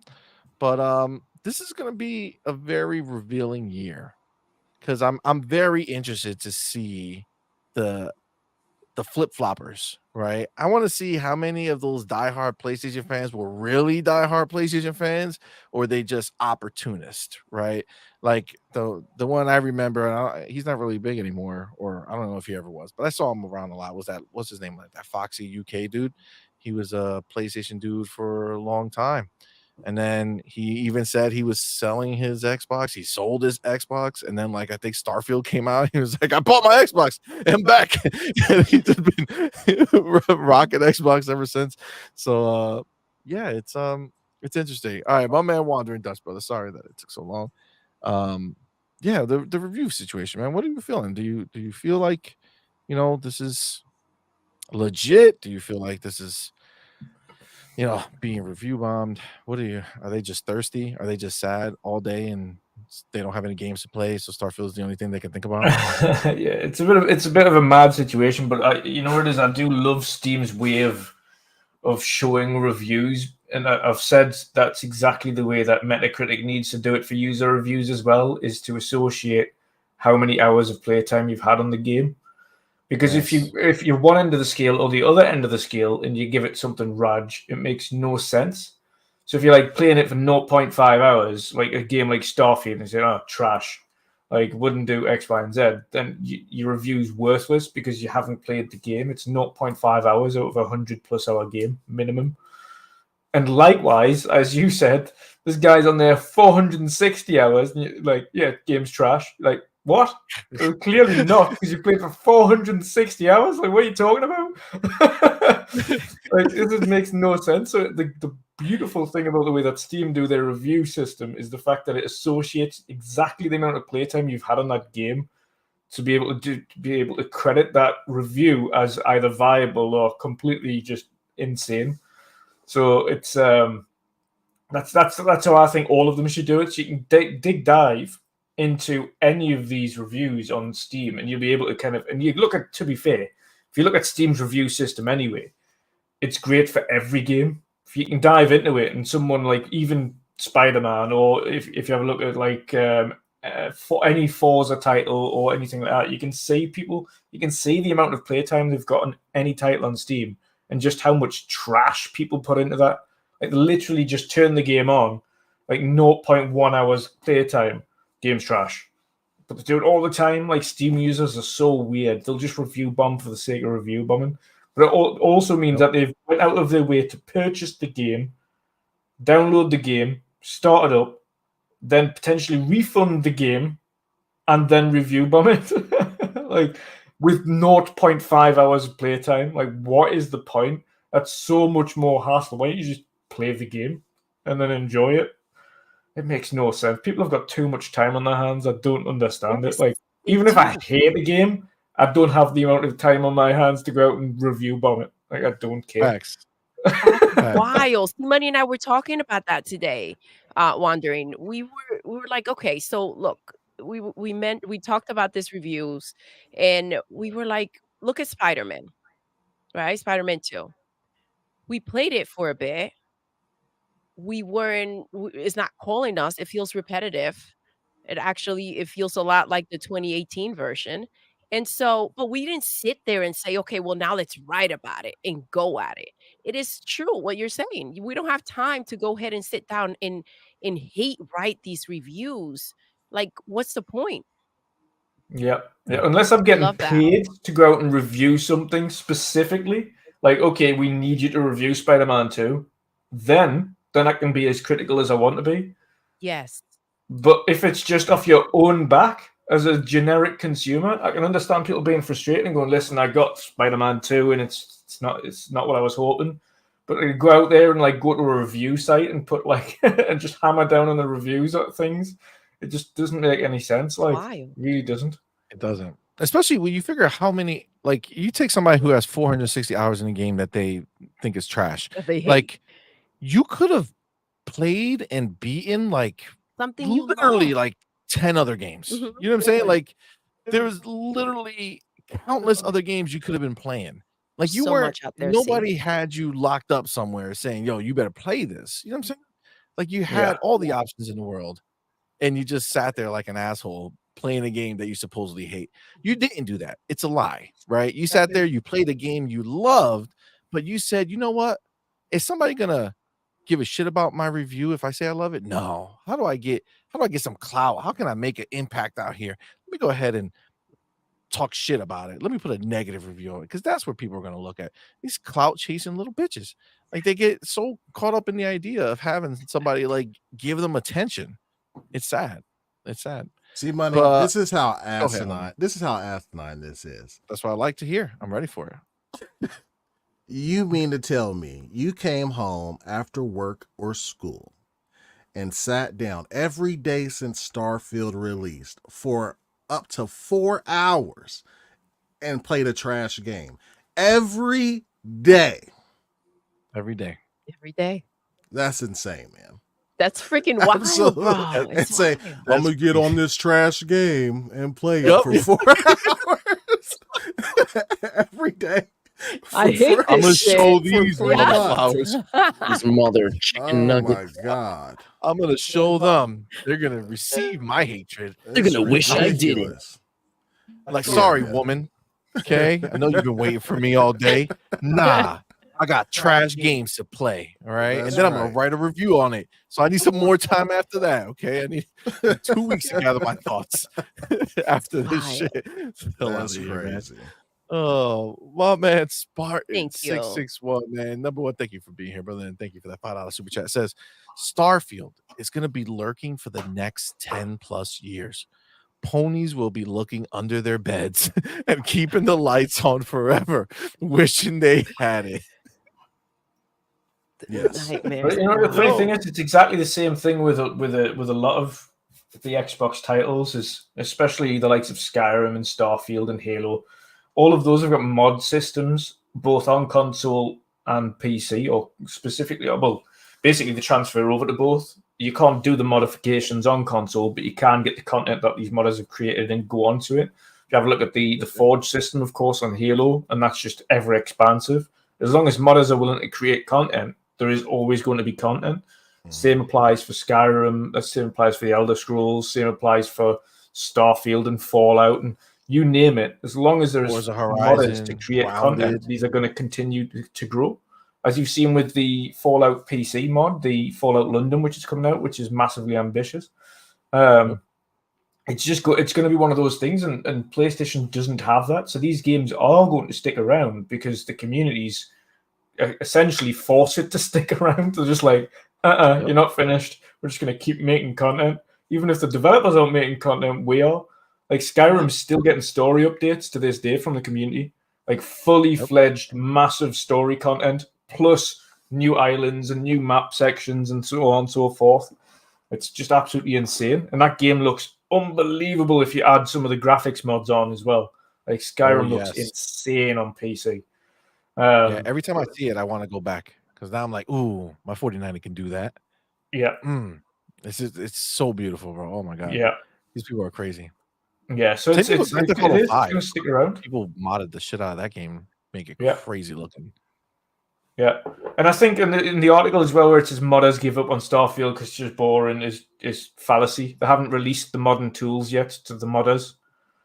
So I mean, it's incorrect. The only modders that have access to the tools aren't ones that are complaining on articles that they're not going to start working on it because they haven't got the access to the tools available yet. There's dedicated modders that work specifically with Bethesda first and foremost for the initial content wave, and then the tools are available to everybody. So, there's a lot of weird clickbait articles going about that game, but it's going to stay more relevant than the vast majority of PlayStation games only because it has replayability. And that's something that I've spoken about many times before, like outside of just changing your difficulty mode. Like PlayStation don't even put difficulty options in the trophies. Like all the trophies, you can platinum these games without changing difficulty. You go into Halo, God of War, any major first-party title from Xbox, you cannot get 1000G on that game unless you do that on the hardest difficulty known to man. Like it's impossible. They don't do that. You can platinum God of War and all of the other games to your heart's content without even putting the difficulty on anything difficult. So there is no challenge. There's no replayability. Once you've finished it, you finished it. I love God of War. I love God of War Ragnarok. However, I have zero reason to go back to the story. I've maxed it out. I've played it. Why else would I go back to it? So I've got Valhalla. Great. Once that's played, it's done. It's done. I've got no reason to go back to it. I've got every reason to go back to a Gears. I've got every reason to go back to a Halo because it's co-op.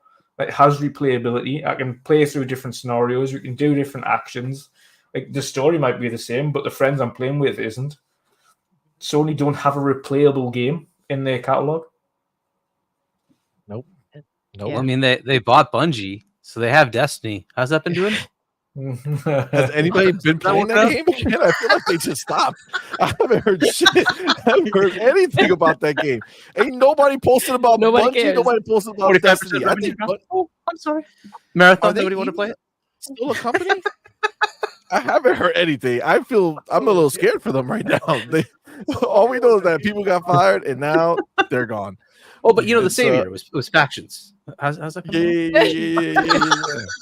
Yeah, the Savior was the shit. The funny thing is, you know what's the craziest shit is that factions might have been their best chance to actually start something that would succeed because it's the only thing out of all the new crap they're trying to make that has a legacy, right? It's literally the only thing that they're making or we're making now that had something that people can be like, oh man, I remember playing factions and I loved it. Let's see how this goes. And they could have adapted from there. But now, what are they? I don't even remember that. Concord is one of them, isn't it? Fair Games or Fire or something, Studio Firewalk Studio, something like that. Concord. Don't get attached to the names. Games. They may never come out. Marathon is supposed to be another one. Yeah, but Marathon is like the people who tried it didn't want to play it. Yeah. They were like, "Nah, I'm good. You can No, release it thank right you. now and then be gone to us." And they pushed all that stuff back anyway. It's a sad time over in Ponyland. You know, Yes. when I saw that video game, I don't know if you guys saw it, but it's Pony Island Part 2 or something like that. Yeah. First of all, Yeah. It's one of the games that came out. I'm like, yeah, my favorite announcement was Pony. yeah, like I didn't know somebody The did a destruction documentary. of PlayStation. It is a documentary. It is a For documentary. sure. That's like Ellis Island. That's where they all go from there to then transfer over to the Xbox side. So they all have to go to that island, and then they make their way once they're done. They make it out of that island. Yeah, once they get out of that, it's a good time. It's a good time. My man, Cypher Thank Type you. 1. Thank you so much, my brother, for being here. Thank you for the $5 super chat. Says, yo, I just saw that Netflix has a video with the cast of Rebel Moon playing Starfield. But no one's talking about that game anymore, right? Yo, Wow. facts. Yo, the shit's everywhere. People were sweating it before. They're going to keep sweating it after. It's just these haters got to hate. My man, Mescalito. What's up? Thank you for being here, Thank brother. you, And thank you baby. for that $5 super chat. It says Hargeet consistently my fave perspective of all these shows. Why is he perpetually a guest and he doesn't have his own show? He's amassed a following, I'd wager. That's a good question. Well, let's hear her first. Hargeet, Yes. Hargeet, why don't tell you us. have your own show, Hargeet? I didn't want to go through the whole thing of making a show. I'm part of Game On Daily. We were supposed to actually have a second show, but it's been too hard to get time. So hopefully, like Gaz has changed his job to make it so that he can do more things. So maybe we can now finally get that off the ground. But yeah, we'll get something going. If not, then maybe we'll just start doing some more of my own videos or something. But I kind of wanted to attach to Game On Daily and get that going, but it's been slow going. And then we had the thing with Zocker, and unfortunately his job kind of required him to come back on Prem, and it became too tough for us to get the timing right. So So that's why Zocker doesn't do his thing anymore. yeah, we were doing the Zelda gaming, which was going great. It was awesome, but yeah, unfortunately, just real world, his job it wasn't going to fit anymore. So yeah, sad, but it is what it is. Hopefully, we get RDX back soon. Yeah, my man Dealer. I hope everything's all right with him, man. I haven't heard anything from him. Well, yeah. My man JFX88. Baby, Thank you so much for being here, brother, and thank you for that $10 super chat. Says Starfield will be getting support and DLC next year, but how much do you want to bet they won't include it in best ongoing game? Facts.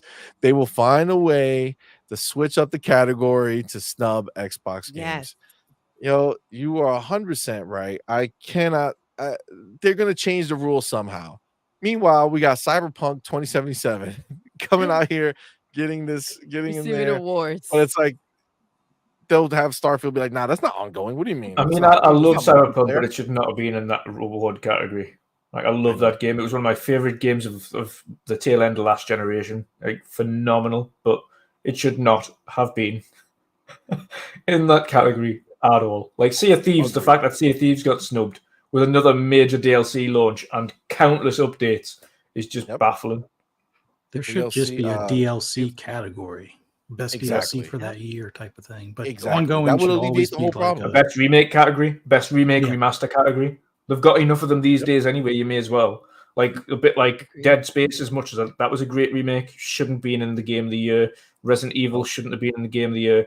They've games that have been celebrated. Like the whole thing, we've all spoke about it on our individual podcasts, but it needs reshaped and spend enough time to give these people at least a minute to talk about their awards, every category, not just the big categories, the major ones. They completely skipped over RPG this year. They're just like best RPG. Yep, bye. How many are there total? How many categories are there? Like 30 or something. Yeah, 30. Yeah, around that. All right. The only ones I would say that don't need to have any time are the esports ones. Yeah, That's esports, just best like- content creator. Nope. Yeah, all that crap. Get that Like out of there. in fact, Like, ditch best content developers. creator. I'm sorry, but content creators nobody get uses- plenty it's a of stupid-ass thing. the big ones are rolling in money. That's all they care about. Yeah. They don't care about no game of the year trophy at the game. Like Facts. nobody knows these people. Like, the vast majority of us watching them are just like, who are these? Like, who are these Yeah, people? I had no idea. Never seen them before. Not a clue. Not a Agree. clue. It's true. 100%. They should have their moment though. That music came on like seconds in. They were like, "All right, Yep. get off the stage." Yeah, Like it we was worked literally for just getting on the years stage. He these was like, games. We finally win. literally just getting on, they're already playing them off. Like, thank you for okay, bye. Yep. 100%, man. 100%. It's really wild. They already have us there for 3.5 hours or whatever the hell. Like, come on, It's a long ass just make it show. longer. Just make it 4 hours. Yeah, I Fuck think it they at that should make point. it longer, but have like an intermission in between, just because at some point you just need to get a bio break or something like that, right? Yeah. And it's not just for Make it us, 5 the hours. viewers; it's for the people that are sitting there, right? They'll have to Yep. deal with it, right? So then maybe they need to have like a half hour in between or something like that, and let people. No reason. We're there long enough anyway. You know what I'm saying? Like Yeah. nobody's gonna be mad. You know, we'll just be like, all right, well, that was really long. We'll be mad if it sucked, right? Like it was. Yeah. If it They was definitely ass, need to but- give more time to the people getting the award. That really kind of sucked. You're like, what? Like, at least let them get their bars off. Like, I understand 8 to 10 minutes of what's his name, the God of War dude, right? Oh But my gosh, that's that a was little too much. ridiculous. Yes. But His And bitch they at least a couldn't get couple up there like minutes. unplug his Yeah, mic or dumbass something. comment. Like just Bullshit. let Yeah, it off. the judge still got like 3 minutes in combination with like the start part and the end part. Like you say, then Kojima got like 25 minutes talking about OD. Facts. True, man. Facts. And the On only an interview reason that you didn't get shit Matthew from it. McConaughey got so much time was because he was in a game. Did. On that one, you can kind of Alright, justify alright. talking about the game. But like celebrities, just ditch them. Unless they're in a game and they're showing off a game or they're talking about a game they were in, just get Well, rid he of was them. in it. He was Yeah, in that Yeah, game. Matthew exactly. McConaughey's That's what I'm in it. saying. That's the one you can kind of justify. But the other celebrities, like talking about TV series, like do you see a game creator going over to like the BAFTAs, like the actual regular BAFTAs, and going, and yes, Starfield. Yeah, I know. What? What? Yep. Exactly. Exactly. That would be wild, actually. That's just pretty funny. But it's true. All right. So let's go ahead and let's move on because I do want I want to cover we've kind of been dancing around it a little bit in certain situations, but I do want to talk about I would say the biggest thing that's happened recently, which was this gigantic, massive Insomniac leak. Now we've talked about it. I know you guys probably talked about it in your places for sure. But as a collective here, I would like to, not dictate exactly which one. What I'd like to do is have you each kind of tell us about the I would say the biggest thing for you that came out of the leak that you want to talk about, whether it's the game, whether it's the business aspect of it, whatever it is, just to kind of get your bars off on what you think. And we'll start with you, Wandering Dutch. Just this whole Insomniac leak, again, whether it's the game part, the business part, all that stuff. What was like the biggest thing that you took from it, or the most damning thing that came from it for them? Yeah, there's a few things. To be fair, there's a few things. One of the things, I'm not the biggest Marvel fan. Like I tried Spider-Man. Spider-Man's an okay game, but the sum of its parts is swinging around the city and doing the same thing over and over again, with the occasional kind of QTE boss fights that you get, and then you collect gas pockets. Like some of them side quests are just mundane. Now, the issue I've got with them now being converted to ultimately a de facto Marvel studio is the fact that the space between the releases of Marvel games isn't long enough to have a substantial difference between the quality of games that you're getting. You're going to have Spider-Man. Well, next up, you're going to have this Venom DLC, which is essentially just a Venom spin-off, which is the size of Miles Morales, followed by Wolverine, followed by X-Men, followed by Spidey 3, followed by X-Men, followed by new IP, followed by X-Men, followed by new IP, followed by X-Men. And each of those are 6 AAA IPs in the space of 8 years. That is not enough time to have a substantial difference between what you're doing in the game, any technical benefits, or what the games actually produce. So that, like, people might love Spidey 1 and Spidey 2 now, but by the time you get to Spidey 3, after playing Wolverine and after playing Venom, it's not going to have a substantial difference in what you're actually doing. So the game quality and the amount of people actually investing in that game is going to go downhill. Now, the only reason I'm saying it's an issue for me specifically is we've seen over the last 2 years what Marvel have done to their own IP by milking them and oversaturating the market with Marvel. Like, yes, video games are ultimately just coming around to eventually doing Marvel content again, but the same problem lies there. It's the fact that it's so quick back to back. Like, you're just releasing the same stuff, and there's no real difference, and there's no real benefit. Like, Spidey 1 to Spidey 2 is, most people have said, aside from being able to play as Venom, the sum of its parts is ultimately the same. There's a few little benefits here and there. Now, imagine if they release Spidey 3 next year, and Spidey 4 the year after, Spidey 5 the year after. Ultimately, there's not going to be a difference in what you're getting. The quality is not going to have jumped significantly. The vast majority of stuff will be reused assets. There's a reason Gears of War took a 6-year hiatus, and we haven't even seen the next one as yet. It's because they know themselves, listen, the next time we do this is going to have to be something wildly different. We're going to have to come up with something different. There's going to have to be a jump. Like, if we continuously do this year after year stuff, it's not going to really benefit anyone. That's why people are complaining about Call of Duty every year. Granted, it still sells bucket loads, but those who actually, like us, talk about it, like, we're like, but has the changed that much? Like, is it worth 70? No, definitely not. It's barely worth 30 quid if you think about it. It's just some add-on maps. People are talking about the multiplayer, but separate the multiplayer from the single player. No one would buy the single player because it was terrible. And that's the problem with releasing yearly content like that. Unless you're a legitimate games as a service game where you're expanding on an original content and you just keep adding content to it, that's a different matter entirely. But if you're a single player game and you release a single player game and a franchise sequel the next year, followed by the next year, followed by the next year, there isn't going to be a big change. So that's one of the major issues I have with this leak anyway. Secondly, the staff, I feel sorry for them because while they may be content on working on Marvel IP for the first 3 of them out of this 6 new IPs that they've got to work on, I feel after that there'll be a lot of devs just wanting to go, listen, I need to work on something else. I need to, like, something different. A first-person shooter, some mad RPG, something different. I need to just let my creativity flow again. Because once you've been delved into the Marvel Universe and you're just dealing with superheroes all day, every day, for years, like, you're going to want a change of space. So they're going to be wanting to chop and change around there anyway.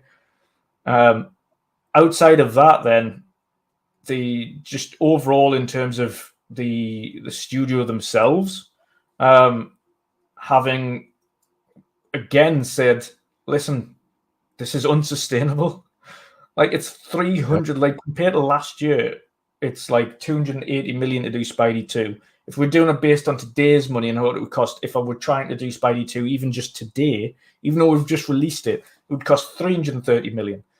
We're talking that's today. Next year, it could cost 350, 360. The year after, like, it's not sustainable as a model, so we need to chop and change things up. So we're looking at either doing smaller titles, the size of Miles Morales, and just release a load of them. So do 3 of them instead of 1 big AAA, or do 1 AAA and 1 smaller title, or just chop and change it that way. But then they're also, on the flip side, talking, okay, we want Wolverine to look like Hellblade. Like, what? Wolverine look like Hellblade? You can't release titles every year. If you want Wolverine to look like Hellblade and have the realism of Hellblade, first you need to switch engines to Unreal, because that's Unreal's proprietary engine. Unreal MetaHuman, which is specifically for them and their own engine. So you'll never get it to look like that unless you use their technology, or you significantly ramp up the engine that you're using for Spider-Man, which isn't something that they've got time to do in the middle of making it. So they're never going to achieve that level of fidelity. And that's not a knock on Insomniac, but they can't achieve it with the engine that they've got. They can't. We've seen the engine at its best in both Spider-Man, Spider-Man 2, and the Sunset Overdrive. We've seen the type of games that engine's good for, but in terms of the actual level of detail that engine can produce, it isn't as detailed as what Unreal Engine can do when it's pushing the boundaries. But that's why Unreal Engine is one of the industry standards. It's one of the industry norms.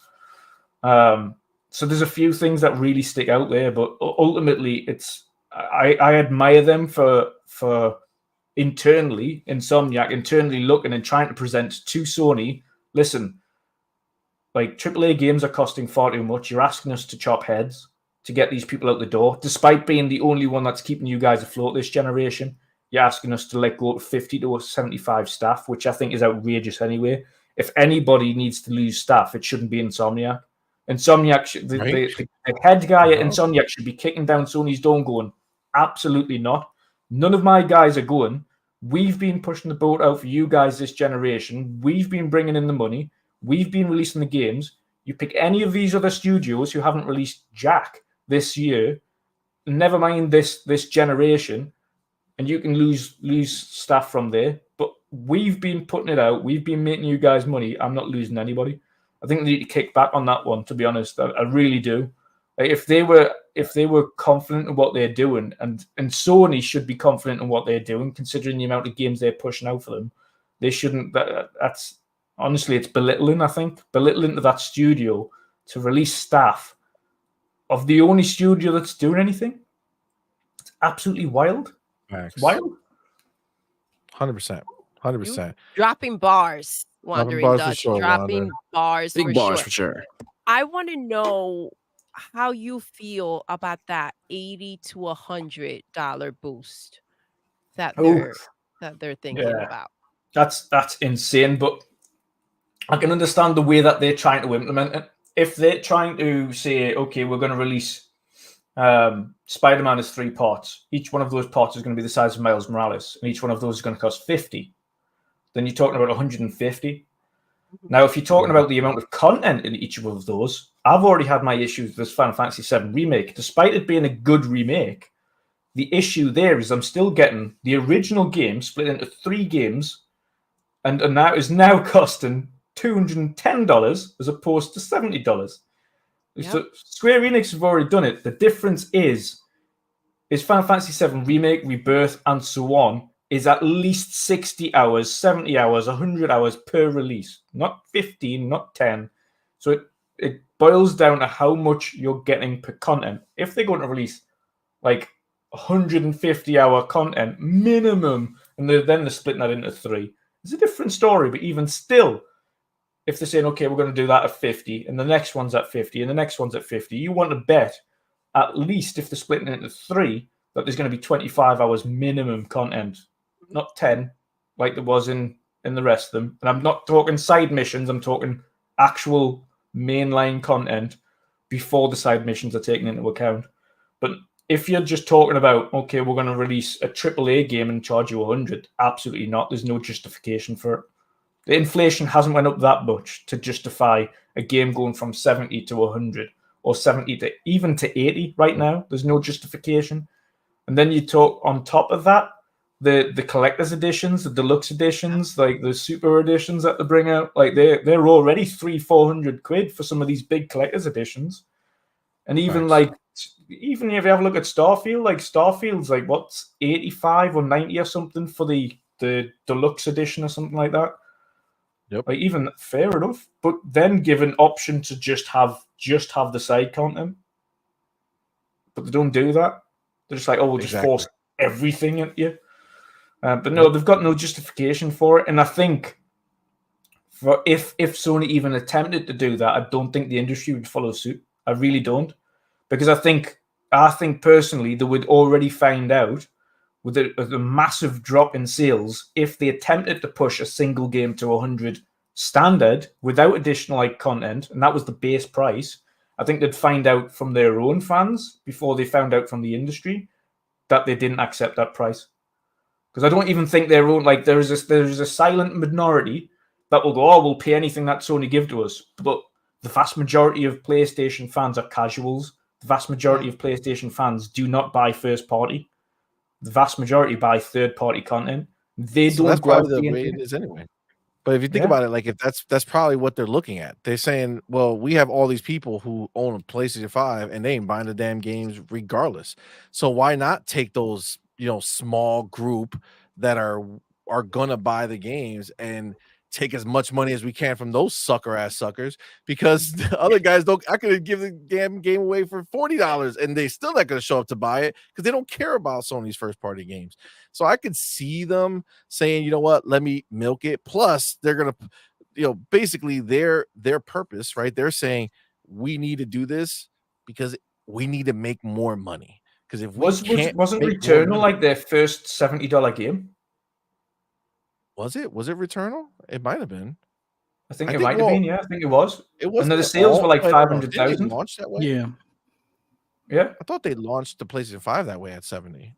Weren't all the games 70? No, Miles Morales was 50 and then 70 if you bought the remaster for 2018 Spider-Man. I'm not sure if Demon Souls was 70 or not. Oh shit! I am muted. My bad. PlayStation 5 specifically for PlayStation 5. But yeah, they actually did because Demon Souls, even though it wasn't made by them, they funded it and published it, and they charged $70 for that one. So yeah, that was PS5 only. Yeah. So yeah, those. I don't know. I think that at the end of the day, the sad part is, I think you're right. I don't think it's going to be adopted across the board. No. I think the $80 to $100 is not going to be something that people are just going to be like, all right, let's make our games that. But I do think that there is a strong possibility that PlayStation does that because of the financial situation they're in, and again, because they are not worried about losing a bunch of people who would buy the game because a bunch of people don't buy their games. Anyway, I could see it. I mean, I definitely think it's possible that they hit that. I mean, it's possible PlayStation attempt it because they have no recurring revenue streams outside of PlayStation Plus. They have none. They rely on third-party recurring revenue, of which they get only a small fraction of. Xbox have recurring revenue streams coming out of their ears now, like absolutely out of their ears. Like Sea of Thieves is recurring revenue, Elder Scrolls is recurring revenue, Fallout 76 is recurring revenue. Then they've got Game Pass as recurring revenue. Then they've got the World of Warcraft, which is now recurring revenue. Call of Duty, which is recurring. Like they don't have to sell games to make money now. They're literally living on recurring revenue, which is a nice bonus to have. No PlayStation first-party game outside of GT has a recurring revenue stream. I've mentioned this before. People kicked off on Twitter about it, like thinking I was some kind of pony asking for DLCs, but that's not the case. Like Sony really simply need to have a recurring revenue stream from their first party in some way, shape, or form, whether that be skins or otherwise. I'm not talking about loot boxes. I'm just talking about skins. Like it's recurring revenue. You don't need to milk all your guys to do it, but it's clear that the industry shows even adding the simplest of things of skins into a game can make that game much more than just profitable. It adds some form of replayability to that game. And you can still have your base skins in there. Like Spidey already has like 20-odd skins, and there was a good point brought up afterwards. The deluxe edition of Spidey has an additional 5 costumes if you get the deluxe edition than the base one, which means that's technically DLC. It's still there. There's a recurring revenue stream. The problem is they're not monetizing that correctly. If they just simply take those 5 skins out of that and sell each one of those individually, there's a recurring revenue stream. I don't want the entire deluxe edition, but I want this specific suit. Okay, there you go. Boom. Why aren't they doing that? It's the most basic of things that they could do. Especially since it won't raising prices. Yeah. Instead of raising prices, which is an artificial inflation that doesn't really benefit them in the whole grand scheme of things anyway, they should look at other ways of making money from their franchises that doesn't revolve ripping people's eyeballs out. Yeah, we all complain about the cost of skins, but we've all bought skins. No matter what we say about it, we've all bought something on some game. Like, don't want to look at my Fortnite. Don't want to look at my Fortnite. Yeah, that's what I'm saying. Fortnite's the king of it, obviously, because oh my god, it literally is so much money from skins. Like all the battle passes are just skins. Like even if you get a battle pass, the only thing you work for is skins. I know. Yeah. I just bought a Lamborghini. Call it what it is. All right. You see me in these streets in the racing mode. I'm rocking the Lambo, baby. Ain't nobody stopping me. All right. Exactly. That's just the way it is. Oh my god. Let me give my man Cypher real quick up into this bitch. Thank He you. says, first of all, thank you so much, brother, for being here. And thank you for that $5 super chat. He says, Dutch spitting hot fire. Yes, man. How you have 150 million consoles in the wild, but could never get at least a third of those to buy your software? Yo, Bro, Because they're, they don't they're have barely much breaking buy software 10%. like Nintendo has. Yeah. Nintendo have like a 1 in 4, if not 1 in 2 retention ratio, which is insane. It's an attach ratio. And It's they like don't drop their prices, bro. no They other. do not. They Yeah. stand strong, bro. It's crazy. It's insane. But you're right, Viking. They'd be happy if they got to 10%. Yeah. They'll be hitting backflips, but not even close. It's not even close, man. And that's Nintendo's kicking PlayStation's ass. Xbox is kicking their ass. I mean, PlayStation's they're getting getting their it ass from kicked everywhere. But Lawsuits, hold on. everything. But you guys forget they have a superpower where Oh, they tell us. don't play games, they play sales. Got it. So that is the They're excitement winning. that They they stay live winning, on. though. Like they're like, yo, But sales I'm of a what? platinum Where do this they shit win right on here. sales? All they do is they beat Xbox on consoles, right? Because even consoles, they don't win against Nintendo. No, but Monthly they active mention users, Nintendo. it's not They close. keep Monthly Nintendo out active their users, mouth. it's Yeah. not Yeah. close. They Subscription never- services is Apple. Like, there's just nothing where they actually are number one. They're just not. They're number one on haters. I guess that might be true. They are number one on haters They and are. on salt consumption. Like they Listen. are definitely running that market. They're leading that They're industry even for losing sure. their spot on X, dare I say. Oh Bro, man, I'm gonna crushed. do a little different this time. I'm gonna hop straight over to the opposite side of the screen. My man, Black Viking. Yeah, man. What are you? It's what are you it's real feeling on spooky. this, It's man? real spooky in these streets, man. Them leaks were crazy, man. Like, yeah, I feel for Insomniac, and like the people that were involved with their digital, their information being out there, which is nuts.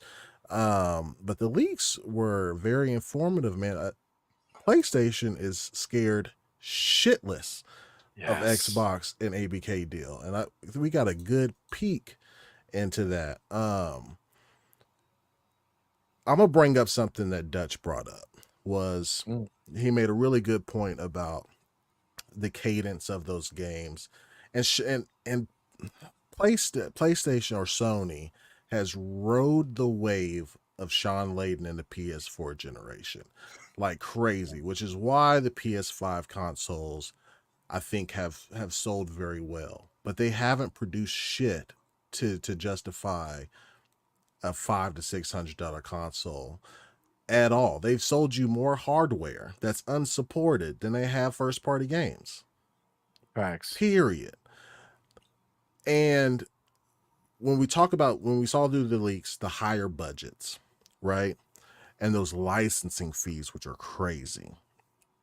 You saw like Venom, 8 to 10 hour experience. For $50, my G, nah, son, I'm not doing that. I'm a game share that with somebody. Or Wolverine, 11 hours, $70 game, 11 hours of gameplay, 4 hours of cutscenes. I'm not doing it, man.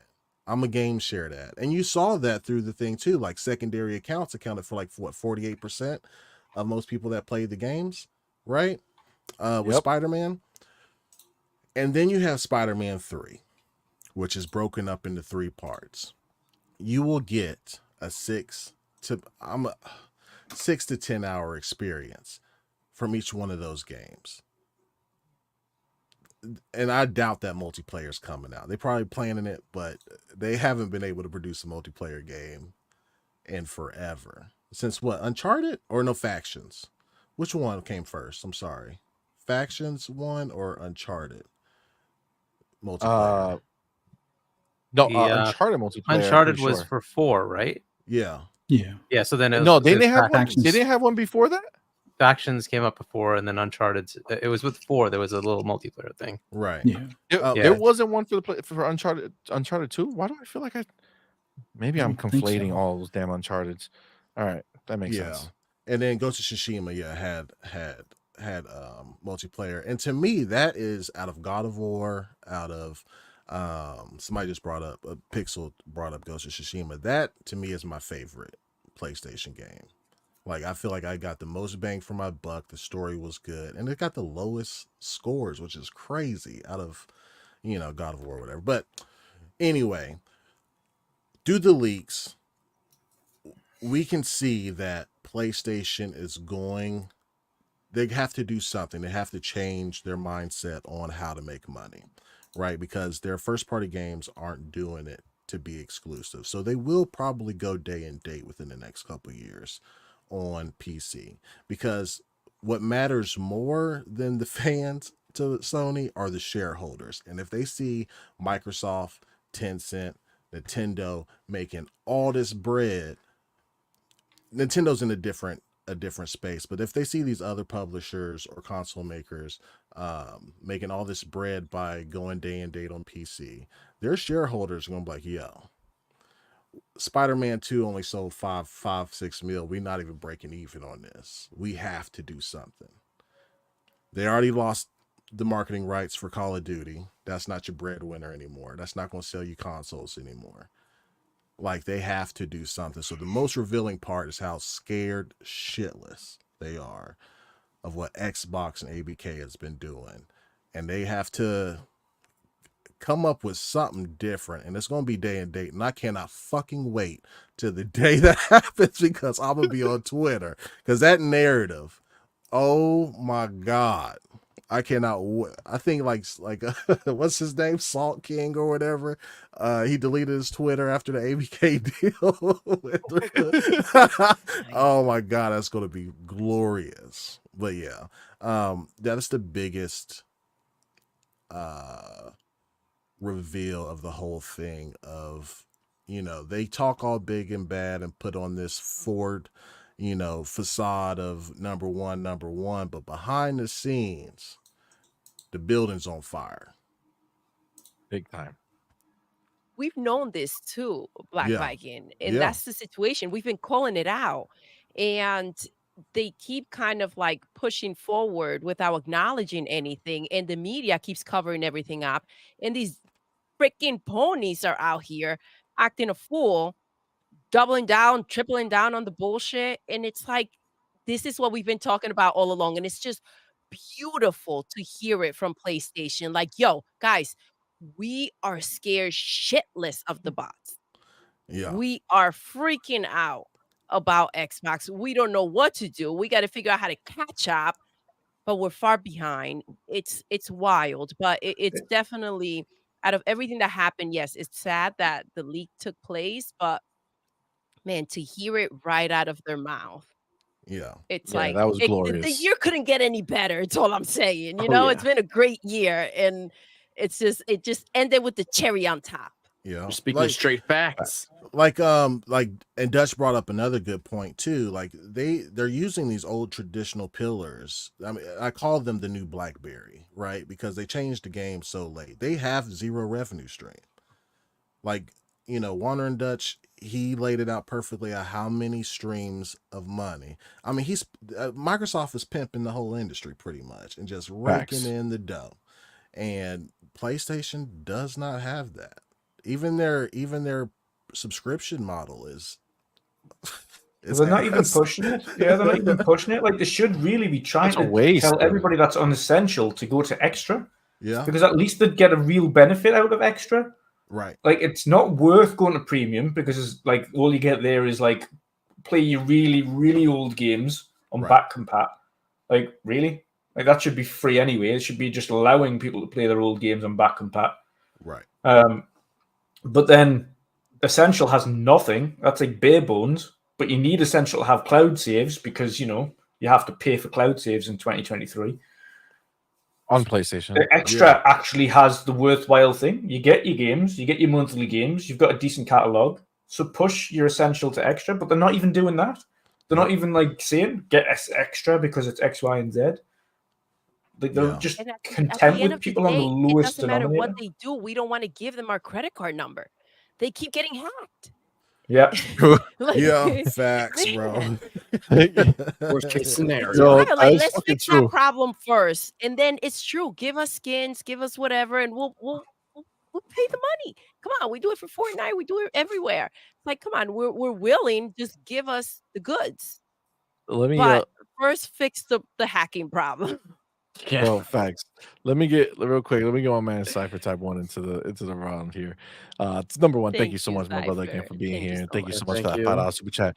He says, if you have a low software adoption rate, high hardware sales becomes counterproductive and ultimately costly when you take a loss on each console.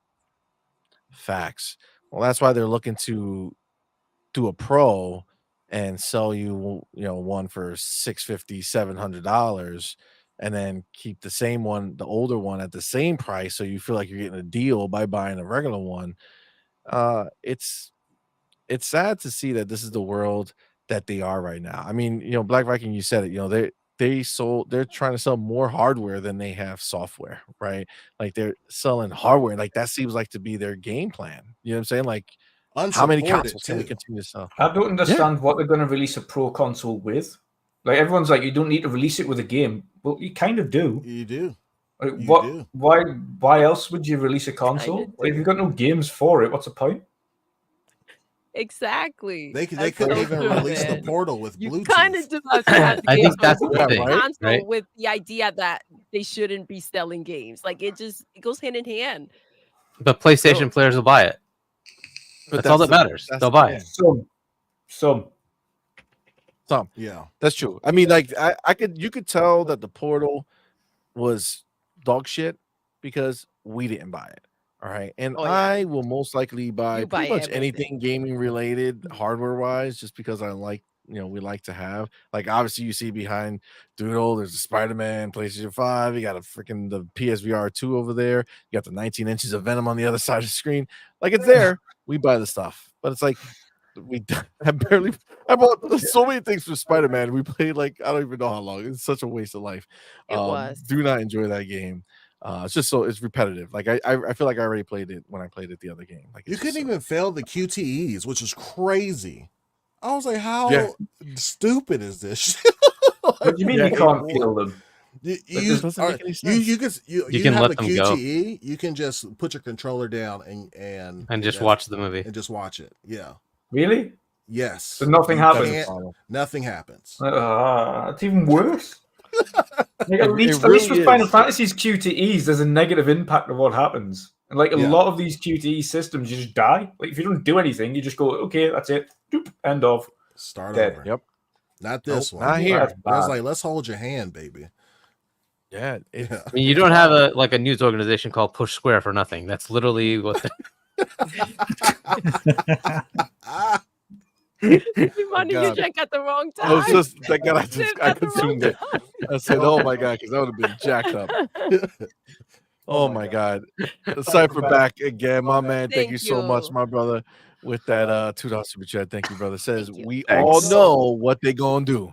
Remake and remaster. Remake and The thing remaster. is, the funny thing is I wouldn't mind a God of War trilogy, original God of War trilogy remake. That makes or sense. remaster. Amongst Right? Yeah. other Yes. games. Sense, Yeah. but it makes sense. What doesn't make sense is a remaster for The Last of Us Part 2. Yeah. And if It's you not look even at 4 it, years that's- old, right? they just turned the we've already contrast up. seen the difference that we've got with The Last of Us Part 2 remake, remaster, and there isn't one. Like, there's slightly better shadows. Woohoo! Like, for $10? So you can do that on your TV and just turn the Really? contrast up. Yeah, right. Like, come on. Come on. Just give that for Want free. those These deeper things blacks? should be for free. Just pop that contrast right up, bro. Like, Oh my those God. things should be for free. Like, we're applauding them on one hand for the awesome DLC that they give away for free for Ragnarok, but then on the other side, you're charging people $10 for a non-noticeable upgrade to Last of Us Part 2 on current gen versus literally the tail end of the last gen. Like, there's no need for that kind of charge. I can understand a remake for a game that was released like PlayStation 1 and 2 and 3, because these are getting like pretty stale. They do need maybe a little bit of rework. You need the controls tightened up. You might need to completely redo the controls so it feels modern. But Part 2 does not need what is going on, and that's an issue. That is still an issue now. Like, but we saw it coming a mile off. We were joking about it before they announced it. Oh, they're going to do Last of Us Part 2. We're going to be, and then all of a sudden, there you go, Part 2. there it You're goes. like, you're kidding. You Like cannot clockwork. be. Well, look, like, it's serious. part of it is to cheat, right? Because that game didn't sell as well as they expected it to, right? No. So if No. they do this, they can just say, "Oh, the extra 3 million, 5 million we sold, tack that on. They sold like whatever 10 million copies. It's 15 now, yay!" But I mean, it is what it is. That's what they're gonna do. Mad. That's wild. I get why they don't listen to the ponies, but they should definitely. PlayStation should come into these podcasts and like listen, like really listen and figure out how to move forward. Well, the Because problem is though is that's where that they're at their right now. community though, like Doodle, their community doesn't like. I only know like 4, maybe 5 people in the entirety of the PlayStation community on Twitter that I've seen actually actively speak out about some of these practices. That the problem is they do not have a vocal majority that speak out against the bad things that they're doing. They'll just blow smoke up them until, like, even when they're getting fleeced, they don't care. Yep. That's Or a they could problem. bring Like, David Jaffe onto their podcast, berate him on a game that he made. Oh yeah, I couldn't. That's believe just that. brilliant. Yeah. That was crazy. That was crazy. Well, listen, it is wild what they got going on over here. We're gonna jump back to the opposite side of the screen again. My man Fuzzy, drop some bars on these people. What's going on Tell them. with this leak? What are you feeling? Man, well, the first thing that comes to mind is PlayStation needs to change its password or something from password 1234 to something more simple, guys. I think this is what the second or third time this year they've been hacked, and probably like the 5th or 6th time that they've had studios or some sort of content be hacked since the big hack of 2011. So at some point, I don't know why it's not a bigger deal in the media. Like there were, all right, I get it. You're concerned about the devs and their information being out there, but where is the follow-up report on just the fact that Sony doesn't seem to prioritize security for whatever reason? And I know some people have made mention in other places about like it's because of their back end. They're based in Linux, which is like the hacker's dream software or whatever the case is. But you would think at some point Sony would probably either one, go to an outside source to get better at security, or 2, hire some of these hackers and try to figure out some way to patch what they have and go from there. Like, I know they don't want to pay ransoms, and that would just be like an endless slippery slope type of thing, but still, like, that has to be fixed at some point. I don't care how much they want to talk about, console sales or, devs information or support the devs, whatever. Secure your back end. Just honestly, like that's the most embarrassing part. Like, you're supposed to be a multi-billion-dollar company and you constantly get hacked by kids or these groups that are just trolling you kids, at this point. Crazy. So that's the biggest thing. Like, that has to be fixed. Like, it's the main reason why I won't put my credit card information over there. But even the PayPal stuff has already been compromised to some extent, and that was earlier in the year. So it's like, can these guys ever do anything right? And then they give you a problem if you want to return the game. Oh, you downloaded it. It's yours to keep. We keep your money. Like, I get it. They can get away with that in America, but I guess some countries like Australia, they have like consumer protection things that definitely go against what Sony's trying to do. But that's something that needs to be resolved at some point. But the hacking situation, they need to secure their stuff. And then on the flip side of things, it's about what they're not doing or what they're trying to do, or let me break it down this way. Like, we always talk, or not we, but the gaming media always talks about mismanagement in Xbox, their studios, their higher ups. Oh, they should be fired. Oh, they've mismanaged this studio, or they didn't pay enough attention to this game. What happened to that conversation about like the Spider-Verse GTA thing that was canceled? Like, that would be an easy revenue stream for them. Like kind of like what Dutch was saying earlier. Take some of the skins out of the main game. Like, you got 20 skins, that's great for Spider-Man, but you only really need 3, like a basic starter one, mid-game one, and a final game one. Make all the other ones like, and I hate to be the one to be like, oh, let's add microtransactions and stuff, but it's like, to me, that would make the most sense. Like, if they're, instead of going with this 10 or 12 games as a service, which now they cut half of those, now they're down to like maybe 5 or 6, that should be an easy revenue stream. A Spider-Verse meets GTA Online should have been an easy W for them. Like, their fans would have been happy, another Spider-Man game, and the casuals that play GTA on that box would have been like, oh, now I got a Spider-Verse version of it. that would have been easy. Like that would print money on a regular basis for them. But for whatever reason, I guess they couldn't get it figured out. Then when you look at like before the hack, you had with Factions 2 being canceled. The big thing with those guys is that they had the original factions. All they had to do was expand a little bit on that. Like add a couple of modes, add a couple of maps. Do like most games that are released as a games as a service. It may not be 100% content complete, but release it to at least get feedback from your community. I mean, I know Sony doesn't really listen to their community, but at least release it, get some feedback, have the journals blow smoke up your butt or tell you what's wrong with it, and then fix it as you go kind of thing. That would have made more sense instead of listening to Bungie. Like, I don't know how many times I've said this, but if I was like Neil Druckmann or whoever over at Naughty Dog, and you had Bungie come in and snipe my project, and they can't even get their own house in order, oh no, we're going to have a conversation like, kick those guys to the curb. Don't let them come in here and tell me what to do if they can't even get their stuff right. Like at least years ago, we had Factions 1 and that was somewhat successful.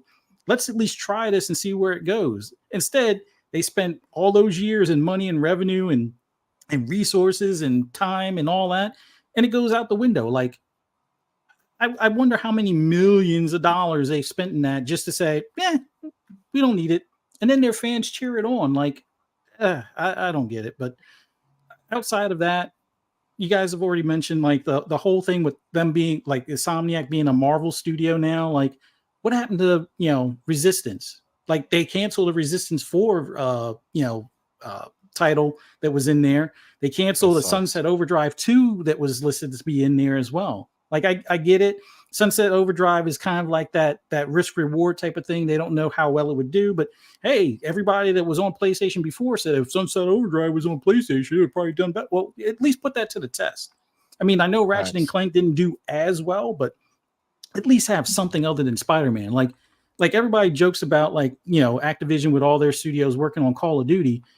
Basically, Insomniac, the ones that have been carrying PlayStation this entire generation so far, have only been doing Marvel stuff, like other than the Ratchet and Clank, and you're not going to have them do another Ratchet and Clank until there's another 3 or 4 Marvel games squeezed in between. Like I would say that's got to be the most telling thing.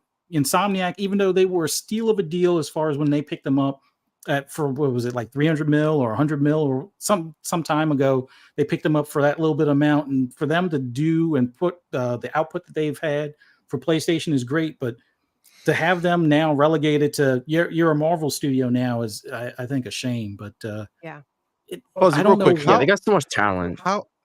How like sad do you think it is? Do you think that these first party studios from Sony, after all this shit has been going down and all this stuff's happening, do you think that they just kind of like stare over to the Xbox side and say, damn, if only we were an Xbox first party studio, we could actually make something that we want to make and have the money to do it.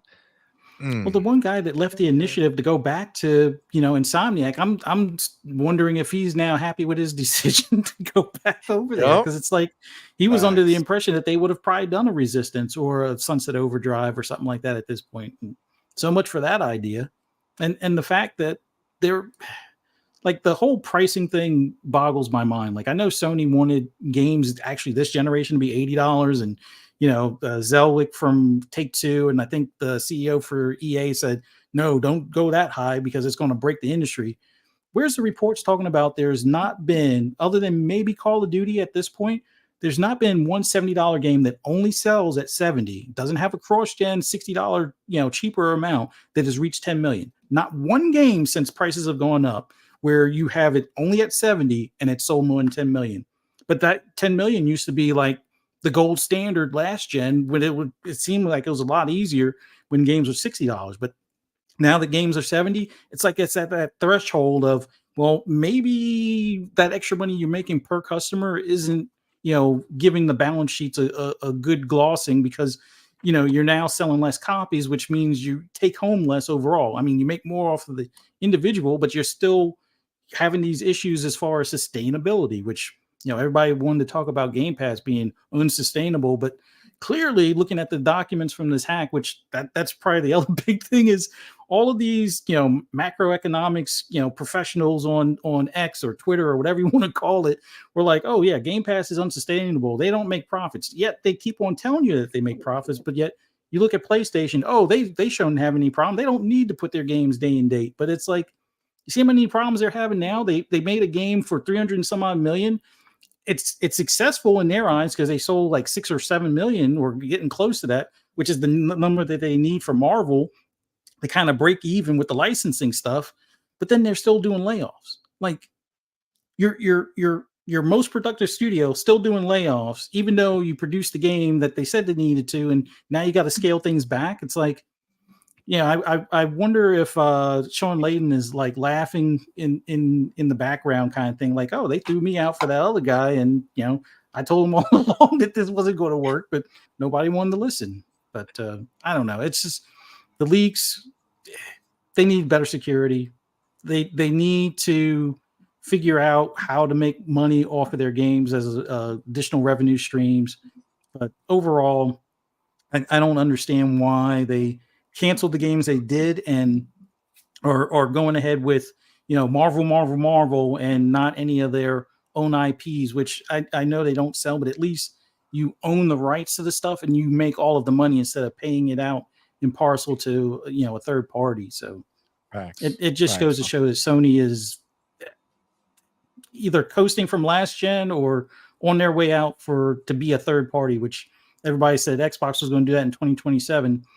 Lo and behold, they forgot to look at PlayStation and how close they might be to going third party. They are super close. They are super close. Bars, bro. There's going to be Seriously, very interesting I agree with conversations. You, man.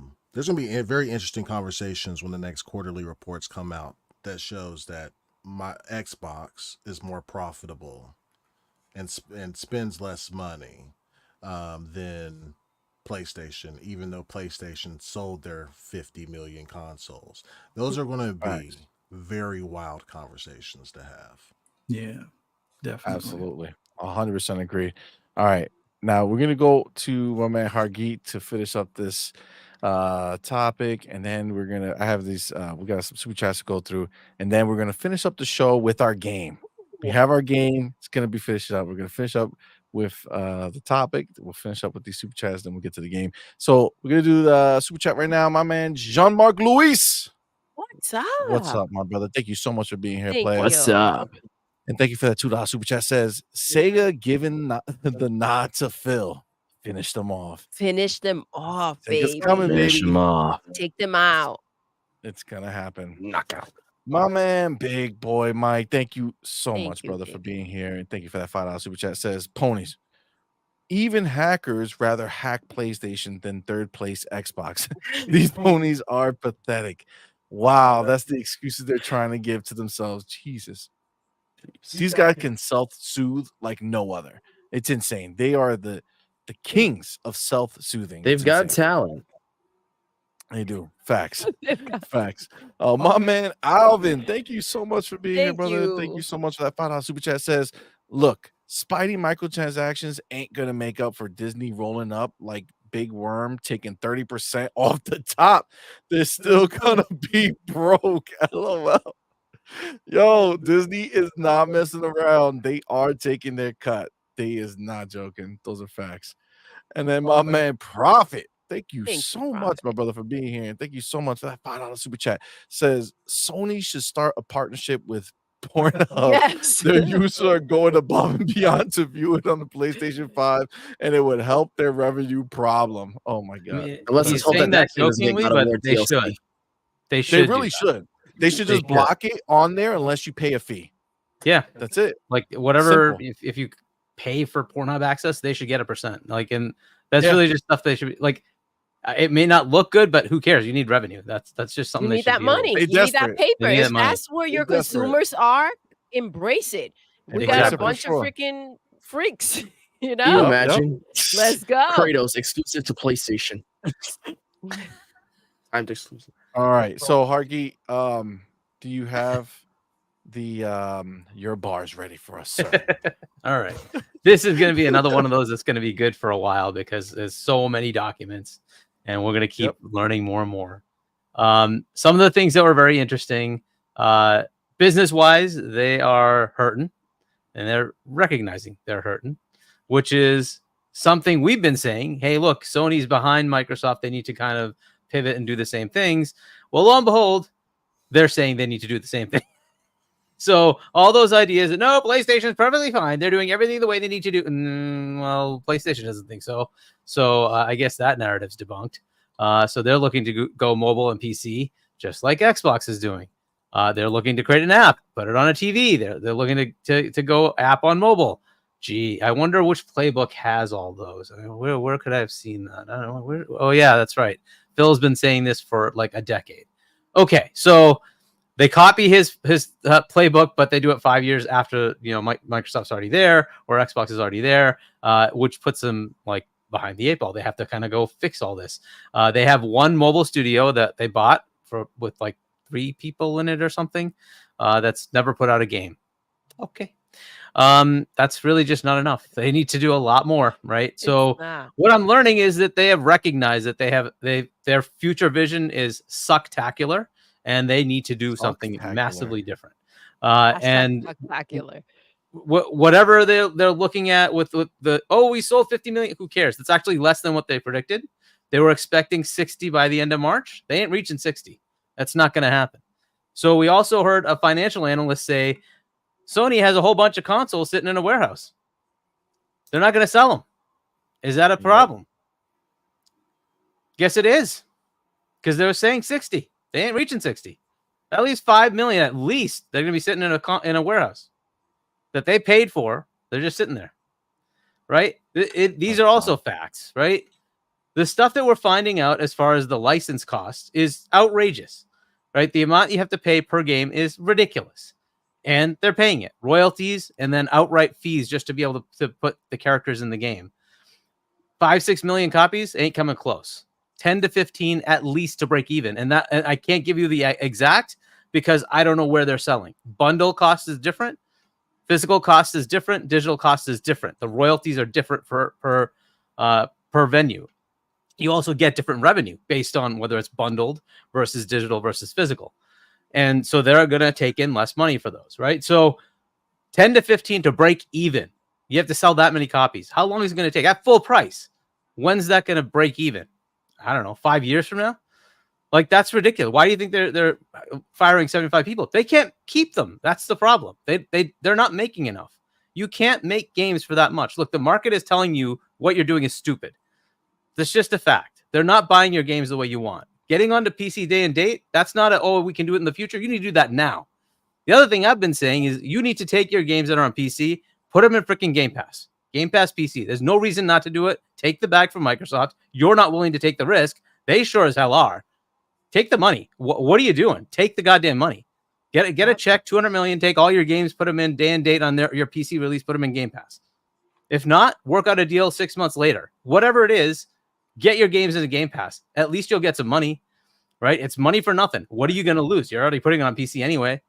Do it, right? If you're not going to take the risk. The other thing they need to do is freaking finally decide to actually have some backbone on your freaking subscription service and say, hey, we're going to put all our games in 2 years after they release into the premium tier.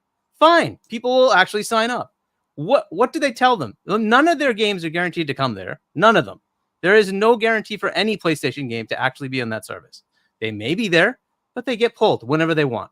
There's no guarantee that, hey, Ragnarok is going to be there after 18 months, right? We don't know. Maybe it will, maybe it won't, whatever, right?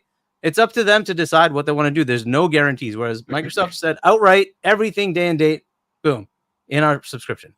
Now you have a value proposition for the consumer to say, okay, I get this. I get all their games. That's cool, right? I also get all these third-party things. Awesome. Where's their value proposition? They don't have one. That's kind of their problem. They're just so behind. They need to start thinking totally differently, pivot, and start making something happen. If they don't, they're going to be in massive trouble, and they're going to find Nintendo at their doorstep saying, well, our console plays all those games that third parties have, and we sell a lot of consoles too. And I don't think we need to have exclusive Final Fantasies on PlayStation. Maybe we can bring it back home to Nintendo. because that could happen too. And when that does happen, because it will, what is Sony going to do? Right now, they're living on third parties. Who would Their sell first more? parties are all embroiled in Sell more Final problems. with Fantasies if it was on Nintendo. What was that? They would sell more Final Fantasy if it was on They would. on Nintendo. They would. Significantly Final Fantasy more. 16 didn't perform the way they wanted, right? That did come out from the executives, right? They did not perform as well as they wanted because they were trying to sell more than the console attach rate would allow. Okay, I had predicted that. I'm like, this is not going to do well. I'm pretty sure they're not going to do, get the numbers they want. But whatever. And it turns out, yeah, it didn't. Obviously, you need to put it on PC. You need to put it on other platforms to get the money, right? PlayStation's not going to take their games, unfortunately, and put them on other platforms. At least they'll put it on PC. That's cool, but that's going to be a problem for them. If you're going to make these multiplayer games and lock it to your system, well, okay, your players don't play multiplayer games unless they're casuals. If they're casuals, they're not playing your games. It's just a conundrum you have to deal with. Go figure it out, right? So this side, Xbox started with what game? Halo. It's multiplayer to start. That's the whole point. It's the dude bro shooter box. That's what Xbox is. The community is built to play multiplayer. We look for multiplayer co-op experiences, multiplayer shooter experiences. That's what we do. That's the DNA of an Xbox player. That's why those games resonate here. Call of Duty got its legs on Xbox. That's where it became a thing, not on PlayStation. PlayStation took it over after Xbox said, we're not paying that money. We want to go do TV studio stuff. Okay, fine. PlayStation got a few years out of it, but that's not going to stay that way anymore, obviously. No. So what's going to happen, right? So they're saying 2027 is when problems start. That was because that was the 5-year deal that they were getting from Microsoft. Maybe that extends out now that's a 10-year deal. It's funny that it's 2027 where everybody thinks Xbox is going to die and PlayStation sitting there going, we're in trouble in 2027. Look, there's so much stuff that came out of this that's interesting as far as the company. The Insomniac roadmap kind of sucks that we don't get all the surprises. Hey, there's going to be a Venom game. That's cool. That would have been a great surprise announcement, right? But unfortunately, now we know it's there. One of the things from that roadmap is you can see what they're doing to try to defray the cost. Instead of trying to give more value, do things differently. They're saying, hey, let's split the games. We're going to take a normal $70 game and split it up into chunks, right? You guys have talked about it. That's going to be a game plan for a lot of their studios. They're going to make smaller games and sell them for $50 to $70, and we'll just have to absorb the cost for each one. So you'll get the full game by spending $200, $150, right? That's kind of what they're expecting to do, right? That's how they want to get the money back. The increase in price. Look, I think the next generation you should just expect it's going to be at least 80, if not more, right? So they're projecting it could go to 100. Not that it's relevant to us because all we care about is Game Pass price. So as long as Game Pass price is good, we eat well, right? We eat well. We get everything that Microsoft's putting out. It's part of the subscription service. We get all the EA stuff, assuming that continues on. Let's say they get some other subscriptions in there, right? We eat good. On the other side, what do they get? Right? It's just pay $100 for your 10-hour experience, and then pay another $100 for the next 10-hour experience that you should have gotten in the first game to begin with. This is what they're going to do, right? Fine, but how far is that going to go, right? Because even if you took Nintendo's playbook, is Zelda a 10-hour game? No, but that took me like 120 hours to finish, right? It's a nice, meaty game. $70, fair enough, but you get a lot out of it. Mario, 30, 40-hour game, right? Again, up to you. If you want to continue playing it, you can finish it probably in 20 hours, but there's a lot more if you want to keep going. So it's up, they give you nice meaty games. Like Animal Crossing, you play for thousands of hours. You just keep playing. Mario Kart, you just keep playing, right? And they, so their model works. They make profit on everything they're doing, console to games. PlayStation isn't, right? And you're seeing that from these leaks. Their numbers aren't meeting what they need to. They're not making enough money. Their profit has been dwindling over the last few years, not increasing, right? Revenue's been increasing, profit's been decreasing.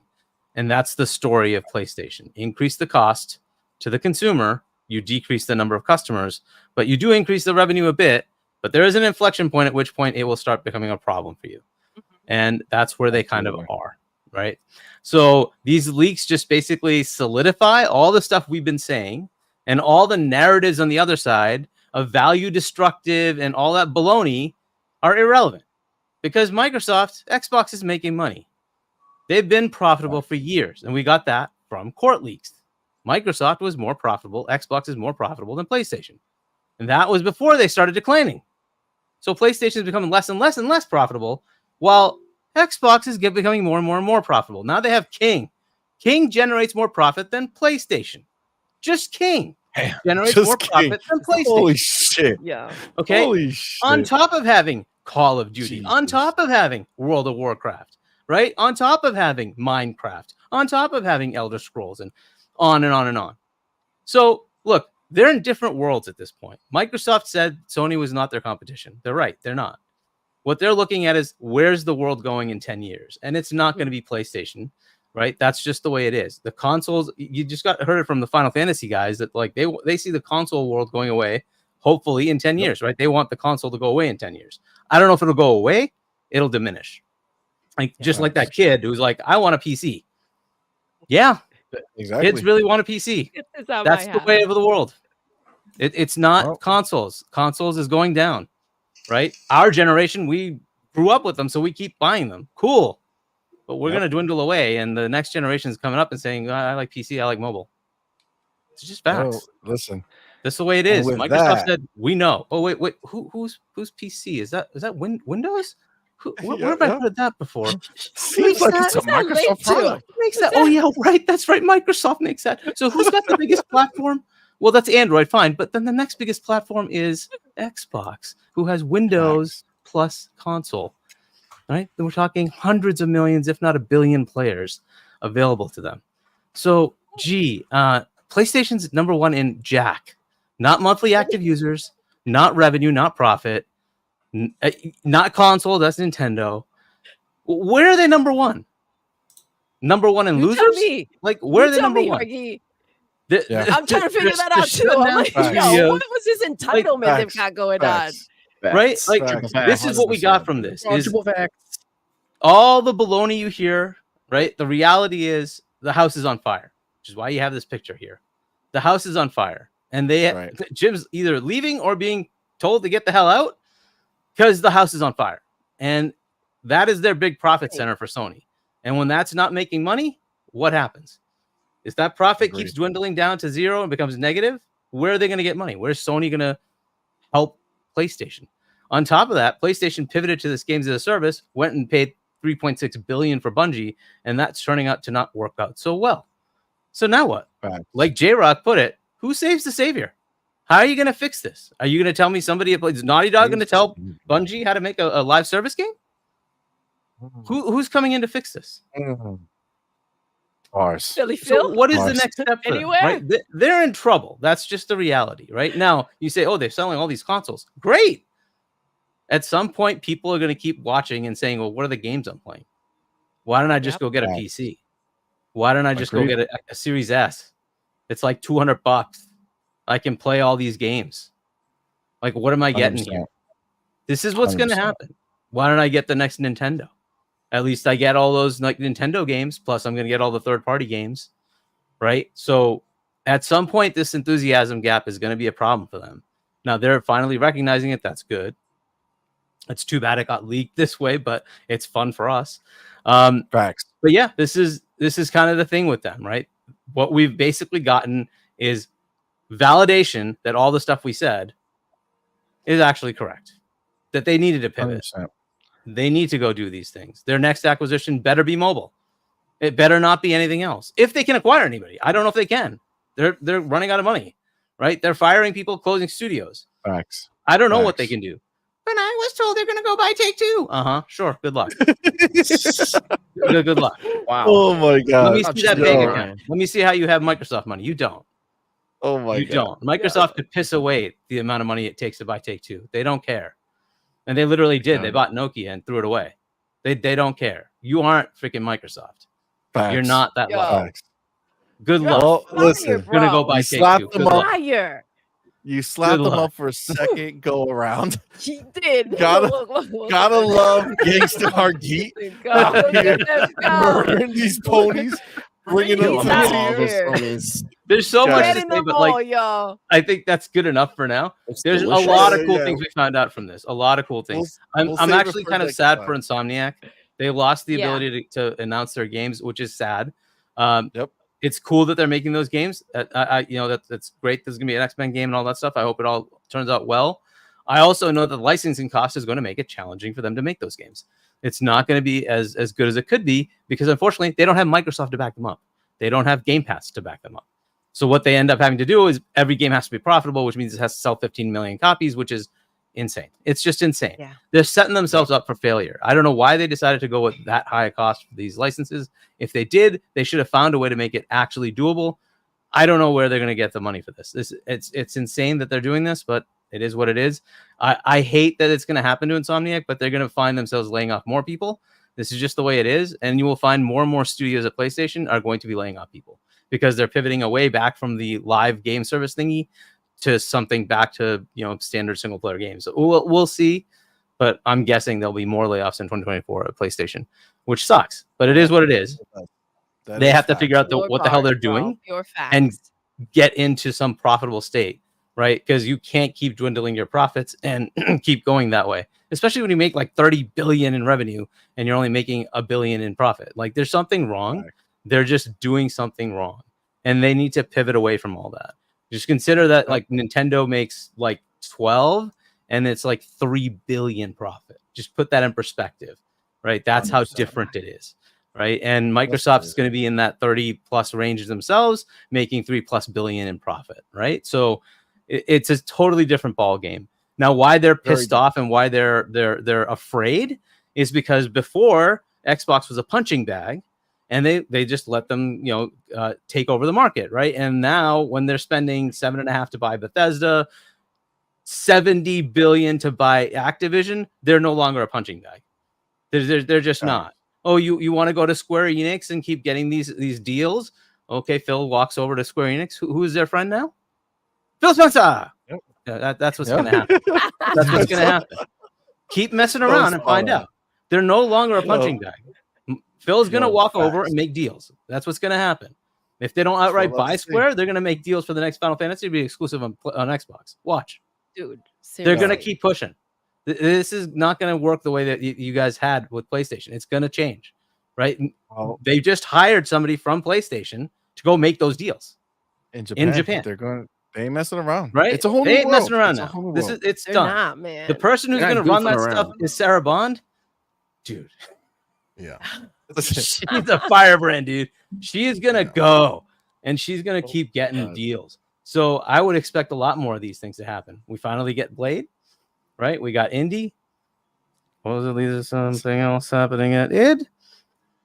But this is what's happening. There's all sorts of stuff going on this side, and the enthusiasm is going to shift. The Game Awards was an Xbox showcase. Take whatever you want from it. It was an Xbox showcase, and that's going to keep happening because they have too many studios. They have too much to announce. You're just going to see it at everything. Next Keighley show. Expect to see some Xbox stuff. Next Game Awards, expect to see some Xbox stuff. It's going to be the way it is. Flood, baby. Wait for those PlayStation announcements. Still waiting on that secret showcase by the end of the year. Oh, yeah, yes. Oh, that was the hack. That was the leak. That was the leak. That was the leak. The leak was the secret showcase. We know everything about their future. Well, listen, guys. Listen, you can play Wolverine on PC, guys. Yeah, right now. But listen, guys, this was crazy. Amazing. This is amazing. I know we have you guys. I know you guys got to get going. I got to jump to want to play the game before we're done. But before, guys, listen. As far as the actual regular show, guys, thank you so much. This was so dope. Guys. This was so dope. But we are going to play our trivia night. Hargeet has to defend his title. Yes. Okay, so we're going to switch it up right now. We have game Let's night. go. Our game night trivia is going down. We're going to swap it like this. We're putting everybody on the sides, and we're going to play our game. And the game's going to have some music, so we're going to put some music because we just like to have. It's going to be the same music as our other one. Who doesn't love music when playing trivia? Oh, it's saucy, baby. Yeah, man. The chill joint. Right? We just keep You going. like And it's that. good. It's good. All right. So the game is simple. Okay. It's a trivia game. It's going to be multiple choice questions. All right. Now, you have 4 of you here. All right. There's going to be 5 questions. Yes. The first 3 questions, if you get them right, are worth 1 point. The second 2 questions, the last 2 questions, are worth 2 points each. Okay. So the way we do this is I ask the question. You have to let me ask the entire question and give you the multiple choice, the options, right? So A, B, C, D, whatever it is. You got to wait till I finish. Once I finish saying everything, the way you buzz in, quote unquote, buzz in, is that you have to say your name. Okay. Fast. Say it fast, say it loud. I will hear it. Whoever says it first, I'll call them out. Now, if you say to yourself, that motherfucking CMoney bullshit, I said my name first. That is where you can challenge it one time. One time you can challenge it. And Throughout the whole Doodle game. will be the one to decide who is the person who said it first. Now, there is a risk involved with answering questions. Yes. Okay. So you get your points or 2 points for answering correctly, but if you get it wrong, you lose half a point. Okay. Clear? All right. Good. All right. And if you jump early, you lose half a point. Okay. So you got to let me finish the questions. You lose Okay? half a point and it resets. Like you have to still, at the end of it, say your name. Yeah. You still have to restate your name again. All right. Are we ready? We're ready. I feel it. Okay. Question number 1. Boom. Which game was not revealed in 2023? A. Clockwork Revolution. B. Hi-Fi Rush. C. Avowed. D. OD. And E. South of Midnight. Hargeet. Hargeet. Avowed. Yes. The champ coming through already. Champ Let's flexing go. out here. He flexing, yo. He ain't messing around. All right. Question number 2. Bam. Which IP is not owned by Xbox after the ABK deal closed? A. Empire Earth. B. Interstate 76. C. Gabriel Knight. D. Zork. E. Gex. Dutch. Interstate Dutch. 76. Nope. Incorrect. Man. Minus half a point. Gotta say your name to Hargeet. buzz in. Hargeet. Empire Earth. Nope. Incorrect. Minus Black half a Viking. point. Fuzzy. Viking. Go ahead, brother. D. C. Zork. Gabriel Knight. No, they own Gabriel. Oh. I know they own it. Incorrect. Both. Oh God. Correct. Damn. So that one we skipped then. Minus half that a is point a 0 across the everybody. board. The answer was E. Gex. That is not Wow. now Wow. owned. It is not owned by them. All right. Gexy as shit. Number 3. How many day and date releases did Xbox release into Game Pass in 2023? A 100, B 25, C 50, D 75, E 60. Dutch. Fuzzy. Dutch. 50. Correct. Let's go. All right. That was the final of the single point questions. This question is Oh, worth 2 2 points points, now. guys. This is where it gets spicy. All right. Question 4. What is the highest rated Xbox first party game of 2023 according to Metacritic? A. Starfield, B. Diablo 4, C. Hi-Fi Rush, D. Forza Motorsport, E. Call of Duty Modern Warfare 3. Black Fuzzy. Viking. Oh, I feel like I heard Fuzzy. C. Hi-Fi Rush. Incorrect. Black Viking. Hargeet. Black Viking. Black Viking. B. Diablo 4. Diablo 4 Let's is go. correct. It is correct. All right. Let's go, boys. Doodle. Question. Yes. What's the points look like right now? 'Cause we're- Man. Real quick. We're running out of time. What's the points look First like place right now. Mhm. In second place, we got Black Viking first place, Hargeet in second. right? What's the points? A point and a half for Black Viking, half a point for Hargeet. Wandering Dutch is a half a point too, actually. So negative that's a two-way tie. And Fuzzy, you're at negative 1 point. All You're right, negative 1 point, you Fuzzy. can do this, Shit. though. You Okay. you can do So this. right now, this is for all the marbles. This is Whoever it. gets this right outside of Fuzzy Oh damn! will Fuzzy. will win the round. Are we ready? Yep, Number ready. 5. How many day one concurrent players for Starfield? A 300K, B 500K, C 650K, D 850K, and E 1 million. Fuzzy. Fuzzy. Day one concurrent. I'm gonna say A. A 300K. 300K is incorrect. Man, this Damn, Fuzzy. Fuzzy breaking records in the wrong direction.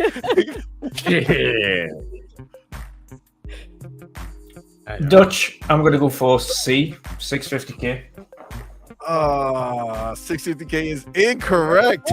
Damn. Answer is still on the board.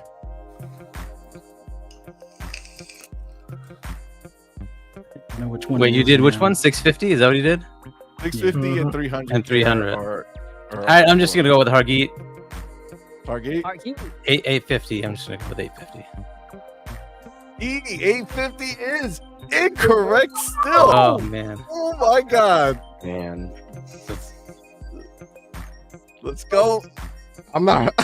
I have to answer. You have to answer. You have to answer. He's All trying right. Those gotta answer. All right. Look at him Yeah. trying to Oh. hold on. All right. For day one concurrent, I'm gonna go E 1 million. I think it is actually. Yeah. That is absolutely correct. Phil Spencer announced it. Yeah. 1 million over 1 million concurrents across all platforms. I think Listen, this that is that- fire. that gives us a new champion. Yep, Black Listen, Viking. in 4th place. All right, All right.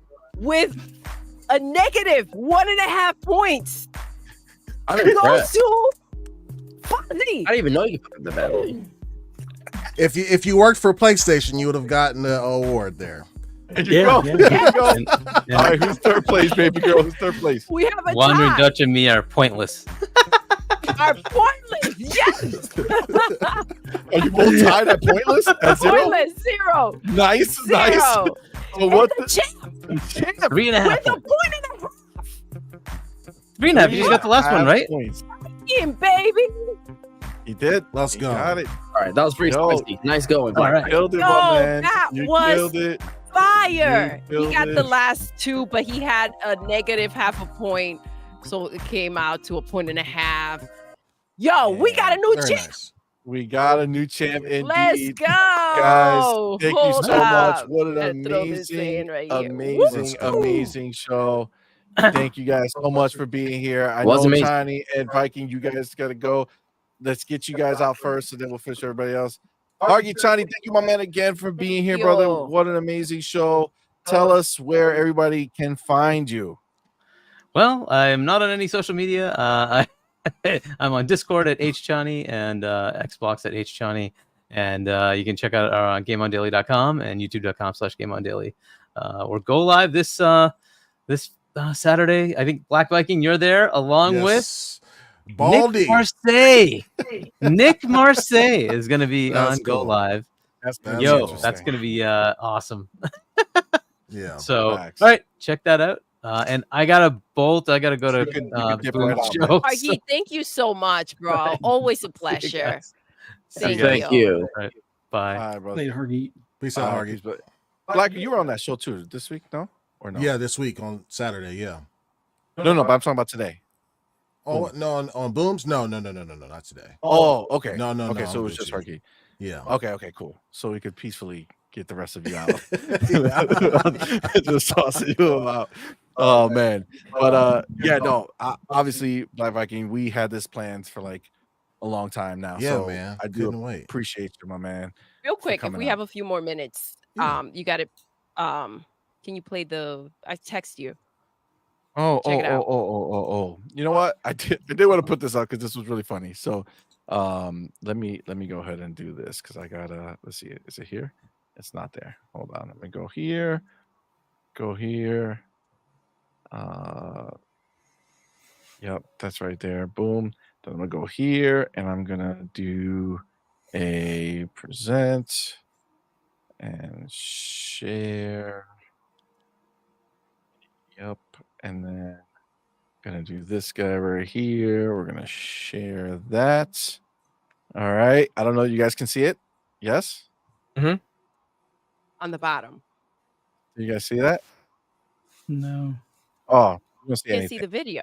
Yeah, because I have to go in here and turn it back on. Sorry, my bad, guys. Don't disconnect us. See. There we go.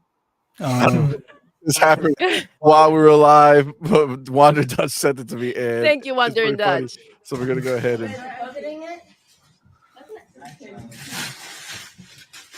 Fred, what is it?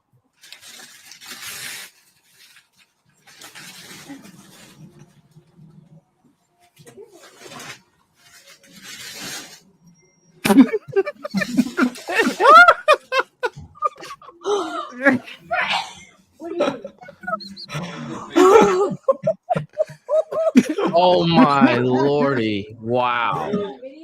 Oh, That's what he thinks of PlayStation. oh my God! I'm more putting this dog must have been an Xbox fanboy in disguise. Oh no! What? Shit, next to the console. No. I see it on the floor, but I missed it when he did the drive-by. Oh, How did you miss it? No! No, oh, Wow. I did for you. my man He sniped it. saw it. Yo, he can smell it. He smelled the stench of the PlayStation 5. Yo, Oh my! Look at the dog! Look at it! yo. Oh my No God! casual Yo. shit on a PlayStation. It's That's dog legendary. shit. That's It's why. dog shit. As Sean That's would say. legendary. Shout out to Sean. Oh my Oh god. my my God, God. that's wild. How amazing. That is Was amazing, The bro. dog said, How I amazing. wanted a PC. Oh Yo, he said, man. I wanted this. Oh my Oh, god. shit. That was glorious. That was God. Such a good glorious. boy. Such a good Yo, he is a good boy. Oh, It's a treat. It's Wondering nuts. Dutch, Oh. thank you. Oh That was my God. amazing. What was- the heck? That was Yo. good sauce. That's wild, bro. That was awesome. That was awesome. Let me get this. All right. Wow. That was wild. Yo, I missed it the first. I was like, is that shit on the floor? That Facts, dog yo. did a drive-by, Facts, yo. yo. Oh my god, that's man. hilarious. He sniffed that PlayStation. He was like, not today, Satan. Oh my god. Oh, Oh that's Jesus. wild. All right. Well, Black Viking, to follow up on that amazing video. That's the best Oh, video man, this first year. of all- my God. Listen, I want to. First of all, before you go, I do want to shout out your podcast, bro. Yes, Oh, Because- thanks, man. That shit is fire. it is. Thank you, man. Yo, Thank you. shout out for real. That shit is really, really good. You're killing it out here. Love the podcast. Love the way you guys are dynamic. It's now one of them. You said one of them was your brother, right? Yeah. I forget. Yeah, Skeleton is, yeah. Okay, We've yeah, we've Black all Skeleton. known each other. I mean, of course I've known my brother all my life, but even Supernova that's on there, I've known him since elementary school.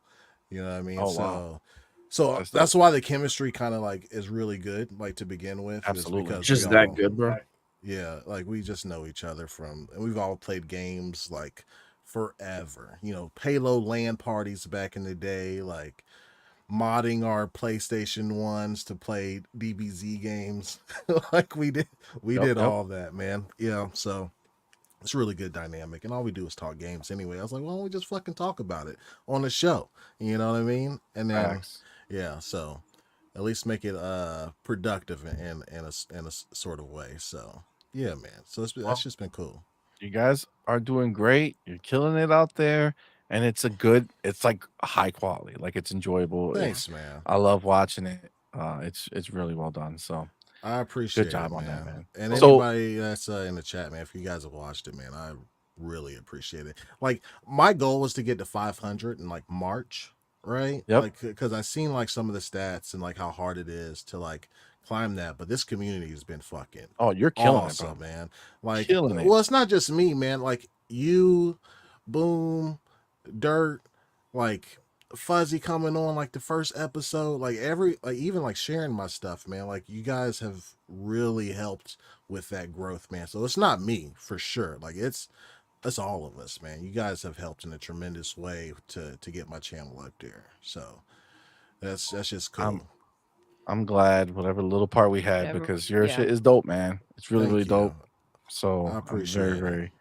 very happy for yourself. So why don't you tell everybody where they can find you, where to subscribe to you? I do have everything in the description, so Okay, you guys cool. can definitely go over there and do that. But just for the people who are going to be lazy and not going to go. Yeah, for sure. So you guys can always catch me on Twitter talking shit at the Facts. Black Viking 3. Yeah, I'm always on there, man. Even when I'm at work, I'm fucking on there. Like, I just gotta, I don't stop, man. So I'm on there talking trash. And then our podcast is called The Longhouse Gaming Podcast. And that's every Tuesday and Thursday at 7 p.m. Central Time. So yeah, it's a 2-hour podcast, man. We just started. I think we hit like 450 something subscribers today. And we just started like at the beginning of the month. So yeah, man, if we can get that shit to 500 by the end of the year, bro, let's go. it's gonna be crazy, man.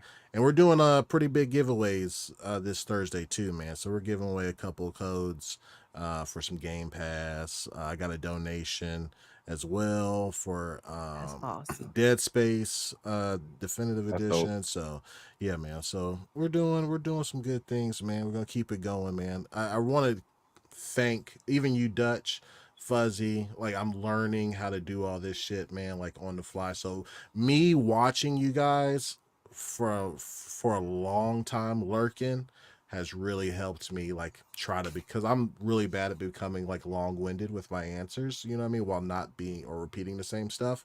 And you guys have like helped me tremendously with talking points and stuff like that, just watching you guys, man. So I super appreciate that. Well, I see some homies in the chat subscribing. Oh man, Let's I go. appreciate that, y'all. Well, I like thank to you, see. thank you. That was beautiful. Absolutely, That was beautiful. man. Thank Absolutely. you. That's awesome. Definitely dope. All right, well, let's go on to the other side. My man, for the first time gracing us on our channel, our man Wandering Dutch.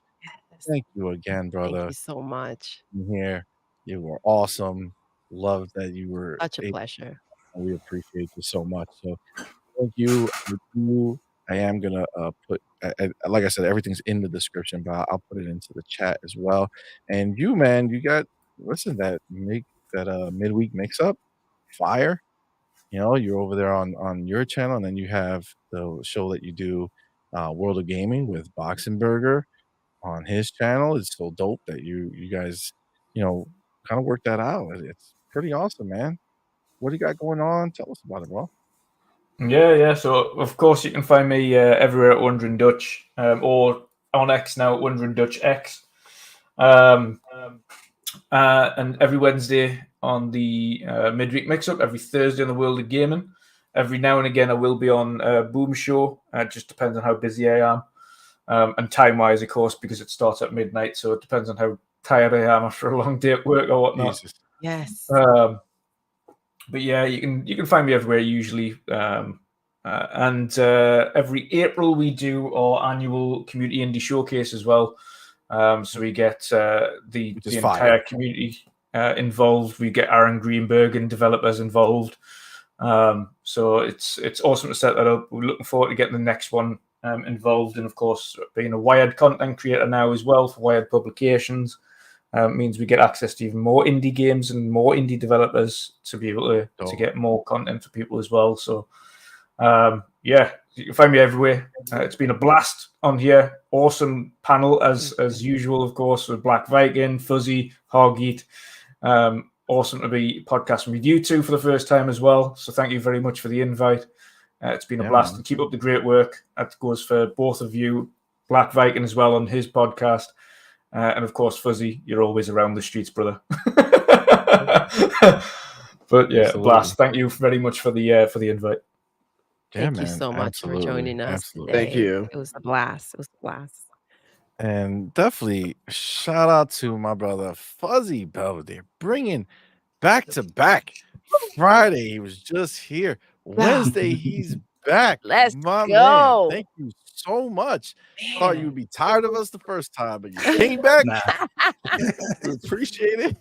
Thank you Yo, so very Fuzzy, much, thank you man. so much, We man. do You appreciate you. Yes, like listen, such a pleasure, you're bro. out here doing God's work on the driving side of things. I know you're super into Forza, super into GT7. Um, listen, man, let me know. Let me know what's going on. Where do we find you? What do you have going on? Tell us. Tell us. Just want to start off by thanking you guys for having me on. Greatly appreciate the invite. As always, awesome show, awesome panel. Always love doing shows with Wandering Dutch, the Black Viking, and Hargeet. Awesome group. The chat. Thanks everybody that came out and showing your love, chilling with us for the evening, and don't forget to hit that like button, subscribe if you haven't already. Definitely Thank you, man. subscribe to the Wandering Dutch with his midweek podcast, as well as the Longhouse for the Black Viking. Definitely subscribe to those shows, and also make sure you're subscribed to this channel. Always loving this community. Love the fact that we share our same hobbies and games, and it's always a pleasure. For those that want to hear my rambles and rants on anything gaming related, just follow me on the app formerly known as Twitter at fuzzy_Belvedere. You can also find me on Double Barrel Gaming on Mondays and Fridays. Monday at noon on Xbox Lunch Break Special, and then Friday mornings for Breakfast with Boom at 10 a.m. Eastern Time. And then on Fun Speculations channel, Mondays and Fridays, both at 10 p.m. Eastern Standard Time for FSP on Monday evenings and Xbox Ultimate on Friday evenings. And then definitely come chill out with the Shop Podcast on PTK Blam's channel at 8 p.m. Eastern Standard Time every Saturday evening with me, PTK Blam, and Pong Soul. Just love doing this. Guys and gals are awesome. Always appreciate just hanging with you guys and talking games. Thanks again. Thank you. Very Thank awesome, you. man. Well, thank you again, guys. We really do appreciate you. Thank you so much to everyone in the chat who came to Yes. rock out with us. It's officially one of our biggest live shows ever. So we definitely thank you guys for that. It was super dope. So we appreciate you all. Remember, even though the year is coming to Oh, an end, yes. we are not done. So we all. will be back Friday night with our newest podcast, The Night Shift Let's Talk Gaming. Yes. And we have the awesome Retri and Psychonauts coming to rock go. with us this Friday Yes. night. It's gonna be a dope one. So definitely be there with us. It's gonna be fire. And all you guys know that at some point in time we're gonna come knocking on the door again, saying, "Hey, come hang with us if you can." So Dutch, Belvedere, Viking, we're gonna be calling again, man. So we appreciate you guys Thank you for guys so rocking out much. with us.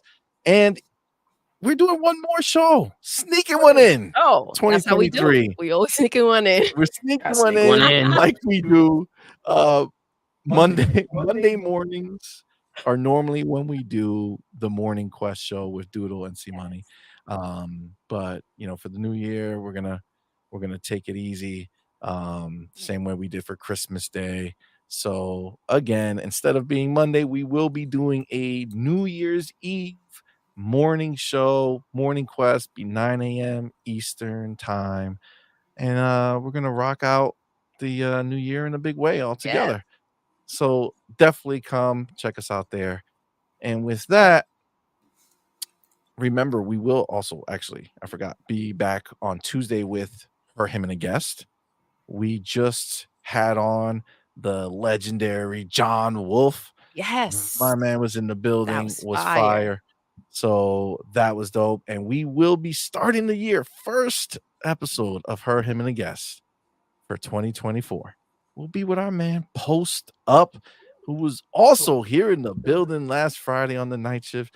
So it's gonna be a very good time. We do have our boy Black Viking schedule coming up in the new year, and you two are going to be getting invites too, because we know that we definitely love having you around. So with that, guys, we're going to wrap it up. I know we're talking a lot, so we're going to wrap it up, guys. Thank you again so much for being here. We appreciate you all.